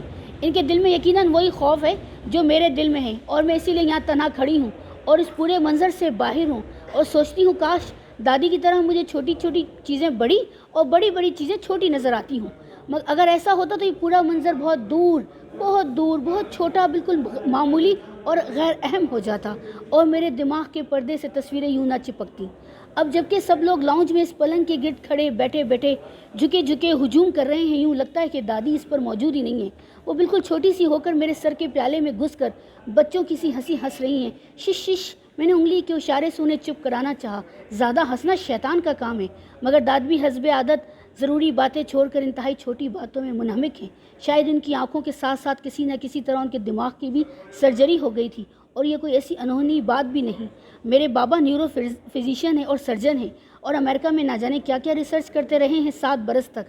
ہاں, کہانیوں میں 7 برسوں کی اتنی اہمیت کیوں ہوتی ہے؟ اب یہ بھی تب کی بات ہے جب میں 7 برس کی تھی. تب دادی مجھے معروف موچی اور سندباد جہازی اور اڑن کھٹولوں کی کہانیاں سناتی تھی. مگر پھر ماما نے کہا کہ اس خرافات کے بجائے بچی کو اسلامی تاریخ اور صحابیات کے حالات اور قصص القرآن سنائیے. مگر یہ تو خود آپ کو بھی نہیں آتے ہوں گے. حالانکہ یہ بات غلط تھی. میں نے تو دادی کو ہمیشہ صبح سویرے قرآن کھولے ہوئے دیکھا جس میں ایک طرف عربی اور دوسری طرف انگریزی لکھی ہوتی. تبھی سے انہوں نے مجھے الف لیلہ کی کہانیاں سنانا بند ہی کر دی. حالانکہ سندباد کا ایک سفر ادھورا ہی تھا اور بکرم باجید کی کہانی بھی پوری نہ ہوئی تھی جس میں رانی سندلی ہرنی بن جاتی ہے. کبھی کبھی مجھے دادی پر بہت زیادہ غصہ آتا. معلوم نہیں وہ آج تک کسی کے ساتھ جھگڑی بھی تھی یا نہیں. آخر کوئی تو ہوگا جس کا کہنا انہوں نے ٹالا ہوگا. اس کے باوجود دادا کا کہنا تھا کہ ایسی ہٹ درم عورت آج تک دنیا میں پیدا نہ ہوئی تھی اور یہ صرف وہی جانتے ہیں. شاید سب گھر میں ایسے ہی ہوتے ہوں گے. میں ہمیشہ سے سوچتی چلی آئی ہوں, ایسے گھر جن میں ہر کوئی دوسرے سے مختلف بلکہ الٹ ہوتا ہو. اب دیکھیں نا دادی کو لیں, جب بھی مسجد میں اذان کی صدا بلند ہوتی ہے معلوم نہیں کیوں انہیں ٹی وی کا خیال آ جاتا ہے اور وہ پوری آواز کے ساتھ بھنگڑا میوزک لگا دیتی ہیں یا پھر دوسرے دھما دھم گانے. جبکہ بابا کا کہنا ہے کہ کسی بھی طرح کی موسیقی حرام ہے اور انہوں نے ہمیں ہدایت کی ہے کہ جہاں کہیں میوزک بج رہا ہو اور تم اس سے بچ نہ سکو تو فوراً کانوں میں انگلیاں ٹھوس لیا کرو. کانوں میں انگلیاں ٹھوسنا کتنا عجیب لگتا ہے, ایک گم سی گونج, بالکل جیسے تاریکی کی آواز اور سنسناہٹ ہمیں اپنے آپ میں ڈبونے لگتی ہے. مگر مجھے دادی پر حیرت ہوتی ہے جو انواع اقسام کے شور میں بھی اپنی نماز اور وظیفہ جاری رکھتی ہیں. نہ صرف یہ بلکہ تمام وقت ان کے ڈیک پر ہلکی آواز میں نرم موسیقی چلتی رہتی ہے جو شاید صرف وہی سن پاتی ہیں. وہ سب کچھ تو میری سمجھ میں نہیں آتا, لیکن اتنا ہے کہ اس سے پورے جسم میں آرام کی سی کیفیت آ جاتی ہے اور ہلکی ہلکی نیند. اگر سردی ہے تو خوشگوار تمازت, گرمی ہے تو تازگی بھری خنکی سی محسوس ہونے لگتی ہے. جی چاہتا ہے کہ بس سب کچھ چھوڑ کے بیٹھ رہو. مگر دادی تو ہر وقت کام کرتی ہیں. میں نے انہیں ہمیشہ بھاگتے دوڑتے ہی دیکھا. ہمارے اسکول کے ساتھ ہی ان کا کالج بھی شروع ہو جاتا ہے اور صبح جس وقت ہم اسکول کے لیے نکلتے وہ بھی کندھے پر بیگ لٹکائے, بال لپیٹے اور بغیر آئینے کے لپسٹک ہونٹوں پر جماتے گیٹ سے باہر بھاگ رہی ہوتی جہاں ان کی صابن دانی نما گاڑی پارک ہوتی. چیزیں بھی اپنے مالک سے مشابہت رکھتی ہیں. یہ بات بھی انہوں نے ہنس کر کہی تھی. حالانکہ یہ سب سن کر میرا دل ڈھہنے لگتا تھا. آپ تو ایسی نہیں ہیں, میں کہنا چاہتی مگر خاموش رہتی. میں نے البم میں ان کی وہ بے شمار تصویریں دیکھ رکھی تھی جن میں وہ اتنی تر و تازہ رنگوں سے بھرپور نظر آتی تھی, مگر بھنگڑا میوزک اور ہر طرح کی تیز موسیقی اور ناچ دیکھنے کے باوجود دادا کہتے تھے شوخ رنگ پہننا, خوشبو اور بالوں کے مصنوعی رنگ, میک اپ انتہائی غیر اخلاقی حرکات ہیں. اور انہیں دادی کو یہ سکھانے میں 40 برس لگے تھے, اور یہ بھی کہ کمروں کی بتیاں روشن کرنے سے پہلے پردے کھینچو بلکہ کھڑکی دروازے بند کرو, اور خاص طور پر کچن کی کھڑکی ہر وقت بند رکھو کہ وہ عین سڑک کے باہر کی دنیا پر کھلتی تھی. نیز مارکیٹ میں بھی اپنی مخصوص دکانوں کے خریدار مت بنو. اس طرح دکانداروں سے راہ و رسم بڑھتی ہے اور فون پر لمبی چھوٹی بات کرنا یا بہت سے انسانوں سے ملنا اور مل کر خوش ہونا انتہائی بدراہی کی حرکت ہے. یوں تو ابا اور دادا کبھی کسی بات میں اتفاق نہ کرتے، مگر ان سب باتوں کو بابا دل میں درست سمجھتے تھے۔ انہیں یہ بھی بہت تشویش تھی کہ دادی شاعری کرتی ہیں اور لوگوں میں ان کا نام لیا جاتا ہے اور کتابیں چھپتی ہیں، اور کبھی کبھار اخبارات میں ان کے تصویریں اور انٹرویو بھی آ جاتے ہیں۔ اور ایک بار تو بہت برا ہوا، اس روز بابا گھر آ کر دیر تک جائے نماز پر بیٹھے دادی کے لیے دعائیں کرتے رہے۔ ہوا یہ کہ اخبار والے نے کہیں ان کے تاثرات دادی کے بارے میں لینے آ گئے کہ ایک بیٹے کی حیثیت سے، اور دادا نے تو باہر سے ان کو لوگوں کو دھتکار دیا، گمراہوں کے ساتھ ان کا کیا رشتہ نہ تھا۔ مگر جب دادی بہت دن خاموش سی رہی، اب تو وہ کالج بھی نہیں جاتی تھی، اور آخری دن وہ ڈھیروں پھولوں اور تحفوں کے ساتھ گھر آئی تھی اور بہت خوش تھی۔ میں نے مدتوں بعد انہیں گنگناتے سنا، وہ اپنی لکھنے پڑھنے کی میز درست کر رہی تھی۔ اس روز تحفے میں ملا ٹیبل لیمپ انہوں نے کتنی محبت کے ساتھ میز پر سجایا تھا، اور اس کا پلک درست کرنے کے لیے خاص طور پر بابا کو بلایا تھا۔ بابا نے میز پر رکھی سب کتابیں اچرتی نظر سے دیکھی تھی۔ ابا فارغ ہو گئی۔ ہاں، یہ جو مہلت آپ کو ملی ہے اس میں بہت نہیں تو کچھ وقت تو آپ اللہ کے راستے میں لگائیں، ابھی 3 دن ہی صحیح۔ دادی خاموش رہیں۔ مجھے معلوم تھا دادی تو انسانوں سے محبت اور ہر طرح کے لوگوں سے ملنے اور ان کے درمیان رہنے کو کہیں بھی چل دیتی، مگر دادا تو اس کو بھی آوارگی کہتے تھے۔ سو وہ خاموشی سے اپنے قلم صاف کرتی رہیں، قلم جو انہوں نے درجنوں کے حساب سے جمع کر رکھے تھے اور اب بھی کہیں ان کی میز کی کسی دراز میں پڑے ہوں گے۔ ان کے بھائی بہنوں کو ان کے اس جنون کی خبر تھی۔ جب بھی کوئی دساور سے آتا تو کراس اور شیفر اور پارکر کے سیٹ ضرور ہمراہ لاتا، یہاں تک کہ سارا اور عائشہ پھوپھو جب کبھی وطن آتی تو بہت سی چیزوں کے ساتھ قلم دان اور قلم ضرور ہوتے۔ ان میں سے کتنے قلم دادی نے استعمال کیے کچھ معلوم نہیں، مگر وہ اکثر انہیں کھول کھول کر دیکھتی ضرور تھی۔ اس وقت تو بابا بھی ان کی بات سن کر اپنا قلم دان سجانے میں مصروف رہی اور ہلکی سی مسکراہٹ ان کے لبوں پر آ گئی۔ بابا لیمپ کا پلک ٹھیک کر کر چلے گئے۔ پھر دادی نے ایک عجیب حرکت کی۔ وہ پہلے تیزی سے چل کر کمرے کے کونے میں گئی اور ہنس کر بولی، قطب شمالی، اور پھر تیزی سے دوسرے کونے میں پہنچی، یہ میں۔ وہ بازو پھیلا کر بولی، دونوں طرف سے برابر فاصلے پر، مگر دونوں طرف سے بہت دور، بہت دور، بہت دور۔ کیوں زینب؟ انہوں نے ایک ثانیے کو مجھے غور سے دیکھا۔ اس کو کہتے ہیں پولز اپارٹ۔ پھر ایک دم ہنسی۔ سچ پوچھے تو مجھے اسی دن سے خوف آنے لگا تو ایک نامعلوم سے حادثے کا خوف دل میں بیٹھ گیا تھا۔ یوں تو بابا بھی دادی کی باہر کی دنیا کے ساتھ تعلق پسند نہیں کرتے، مگر خاموش رہتے ہیں۔ وہ ان کا تعلق کسی اور دنیا کے ساتھ استوار کرنا چاہتے ہیں۔ اس روز جب یہ سب محفل میں بیٹھے تھے جسے تعلیم کہا جاتا ہے، تو بابا نے کتاب میں سے پڑھ کر سنایا کہ دنیا کے مشاغل کو عزیز رکھنے والوں کا انجام کیا ہوگا جب وہ بے خبری ہی میں اس تنگ و تاریک قبر میں جا پڑیں گے۔ وہ جو بہت زیادہ ہنستے اور بہت کم روتے تھے، اور جنہوں نے دنیا میں دی گئی مہلت لہو و لعب میں ضائع کر دی، اور جنہوں نے شاعری، موسیقی، مصوری اور دیگر مشاغل نام و نمود میں وقت برباد کیا، تو ان پر ایک ایسا ازدہا مسلط کر دیا جائے گا جس کے 70 دانت ہوں گے اور ہر دانت کا طول 70 سال کی مسافت کے برابر ہوگا، اور قیامت کے تک یہ دنیا سے محبت کرنے والے لوگوں کو یہ ازدہا عذاب دیتا رہے گا، اور یہیں پر ختم نہیں، پھر وہ نہایت دہشتناک انصاف کا دن قائم ہوگا۔ یہ سب سنتے سنتے مجھے اونگ آ گئی اور گلے اور منہ میں کڑواہٹ سی بھر گئی۔ غور کرنے پر میں نے جانا، بس آخری یہ تو دادی کے بارے میں تشویش تھی، مگر یہ تو ایک معمول کی نشست تھی۔ اس روز میں بڑے شوق سے اسکول جانے سے پہلے دادی کے کمرے میں گئی۔ وہ ابھی بھی تلاوت و وظیفے سے فارغ ہوئی تھی۔ دادی مجھے دیکھیں، زیبی زیبی میری بچی۔ ان کی آواز لرز رہی تھی۔ پھر وہ ایک دم پیچھے ہٹ کر خاموشی سے بیٹھ گئی۔ میں کوئی اکیلی نہ تھی، ہماری کلاس اور پورے اسکول میں تو بہت سی لڑکیاں تھیں۔ ہم نے ان کو، اور وہ ہر طرح کے اسکارف پہنتی تھی، اور ہم نے ان کو پورا چہرہ ڈھانکتے ہوئے دیکھا۔ ہم نے کبھی دوسرے کے بال نہ دیکھے، حالانکہ مجھے یقین تھا کہ ہمارے بال بہت گھنے اور ریشمی تھے، اور جو کھلے سر گھومتی تھی ان طرح طرح کے کلپ، چٹکیوں اور گرپ سے اپنا سر سجاتی تھیں، اور کانوں میں ہزار طرح کے آویزے اور بالیاں اور جھمکے اور تو شاید دستانے اور موزے اور ابا بھی شروع کرنے والی تھی۔ جو کچھ بھی تھا، میں اپنے آپ کو بہت اہم محسوس کر رہی تھی۔ اگلے روز چھٹی تھی۔ دادی نے کہا میرے ساتھ چلو۔ ٹھیک ہے۔ ابھی تک مجھے بابا نے دادی کے ساتھ آنے جانے سے نہیں روکا تھا۔ میں خوشی خوشی کھڑکھڑاتی ان کے برابر کی سیٹ پر بیٹھ گئی۔ یہ بات تو طے ہے کہ ان کے ساتھ بیٹھ کر دنیا بھی انہی کی طرح نظر آنے لگتی تھی۔ درخت زیادہ سرسبز اور گلاب کسر رنگ اور للی اور لہو رنگ، آسمان بھی بے شفاف نیلا، ان کے انگوٹھی میں لگے نگینے کی طرح۔ یہ بھی اس لیے کہ اپنے بہت عجیب و غریب الفاظ میں ان کی چیزوں کی طرف توجہ دلائی جاتی تھی۔ مگر اونچے راستوں پر جانے سے پہلے وہ قریبی مارکیٹ میں رکی اور انہوں نے بسکٹ، چپس اور چاکلیٹ لینے میں کچھ دیر لگا دی۔ پھر وہ سبزی والے کی دکان پر 1 منٹ کی رکی۔ کیا آپ کو معلوم ہے ہم کہاں جا رہے ہیں؟ آج ہم چھٹی منا رہے ہیں۔ وہ بھی پرانی ہنسی چھٹی؟ ہاں، لیکن اب تو آپ کام نہیں کرتی، روز ہی آپ کی چھٹی ہوتی ہے۔ نہیں، صرف کام نہ کرنا ہی چھٹی نہیں ہے، اپنے دل کی خوشی کے لیے چھٹی کرنا چاہیے۔ اب گاڑی ہرے بھرے راستے پر رواں تھی۔ سنو، ہمارے بچپن یا شاید جوانی میں، دراصل ہمارا بچپن ختم ہونے میں نہیں آتا تھا، تو اس زمانے میں ایک انگریزی مووی نے بڑی ادھم مچائی تھی۔ اس وقت میں جلدی میں اسکارف نہیں پہن سکی تھی۔ انہوں نے میرے بالوں میں انگلیاں پھیری اور پھر مجھے اس چوک پر لے گئی جہاں گول گپے والا اپنے ٹھیلے لگائے کھڑا تھا۔ آج کل سینما گھروں میں اچھی فلمیں نہیں لگتی، ورنہ ہم ضرور اچھی مووی دیکھتے۔ پھر جب وہ واپس آئے ہیں تو ان کو ڈانٹا باپ نے، کہا کہ آپ گمراہی ہیں اور بدراہی ہیں اور میری بچیوں کو بھی اسی راہ پہ لگانا چاہتی ہیں۔ پھر اس دن کے بعد سے دادی نے مجھ سے بات کرنا چھوڑ دی تھی. اس وقت جب اچانک آج صبح جب اپنے بستر سے نہ اٹھی, میں جو یہاں ٹیرس پر چھپی کھڑی ہوں اور نیچے اس قدر ہجوم میں دیکھتی ہوں کہ ابھی بھی وہ لمبی سیاہ خالی بنا سیٹوں کی بس آن رکی ہے, اس میں سے نکل کر ایک آدمی پوچھتا ہے اور چھوٹا سا کارڈ دکھاتا ہے, کاش میں کہہ سکتی دادی آج چھٹی پر. سوری تھوڑا بور ہو گیا آپ لوگ, لیکن یہ کہ بہت اچھا تھا. ہاں طویل ہو گیا تھا جی, میں نے ایک نشان لگا کے لائی تھی, میں تھوڑا تھوڑا سناؤں گی. بہت شکریہ.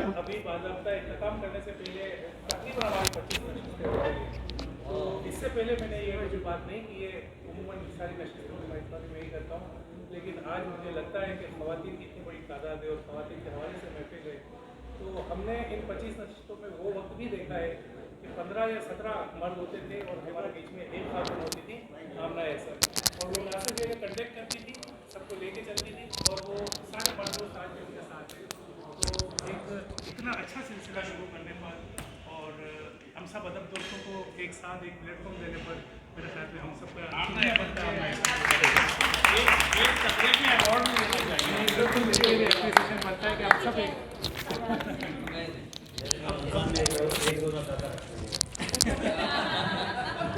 اچھا یہ بات کبھی کی نہیں, لیکن آج دل ہوا, اتنی ساری خواتین کو دیکھ کے بہت خوشی ہوئی.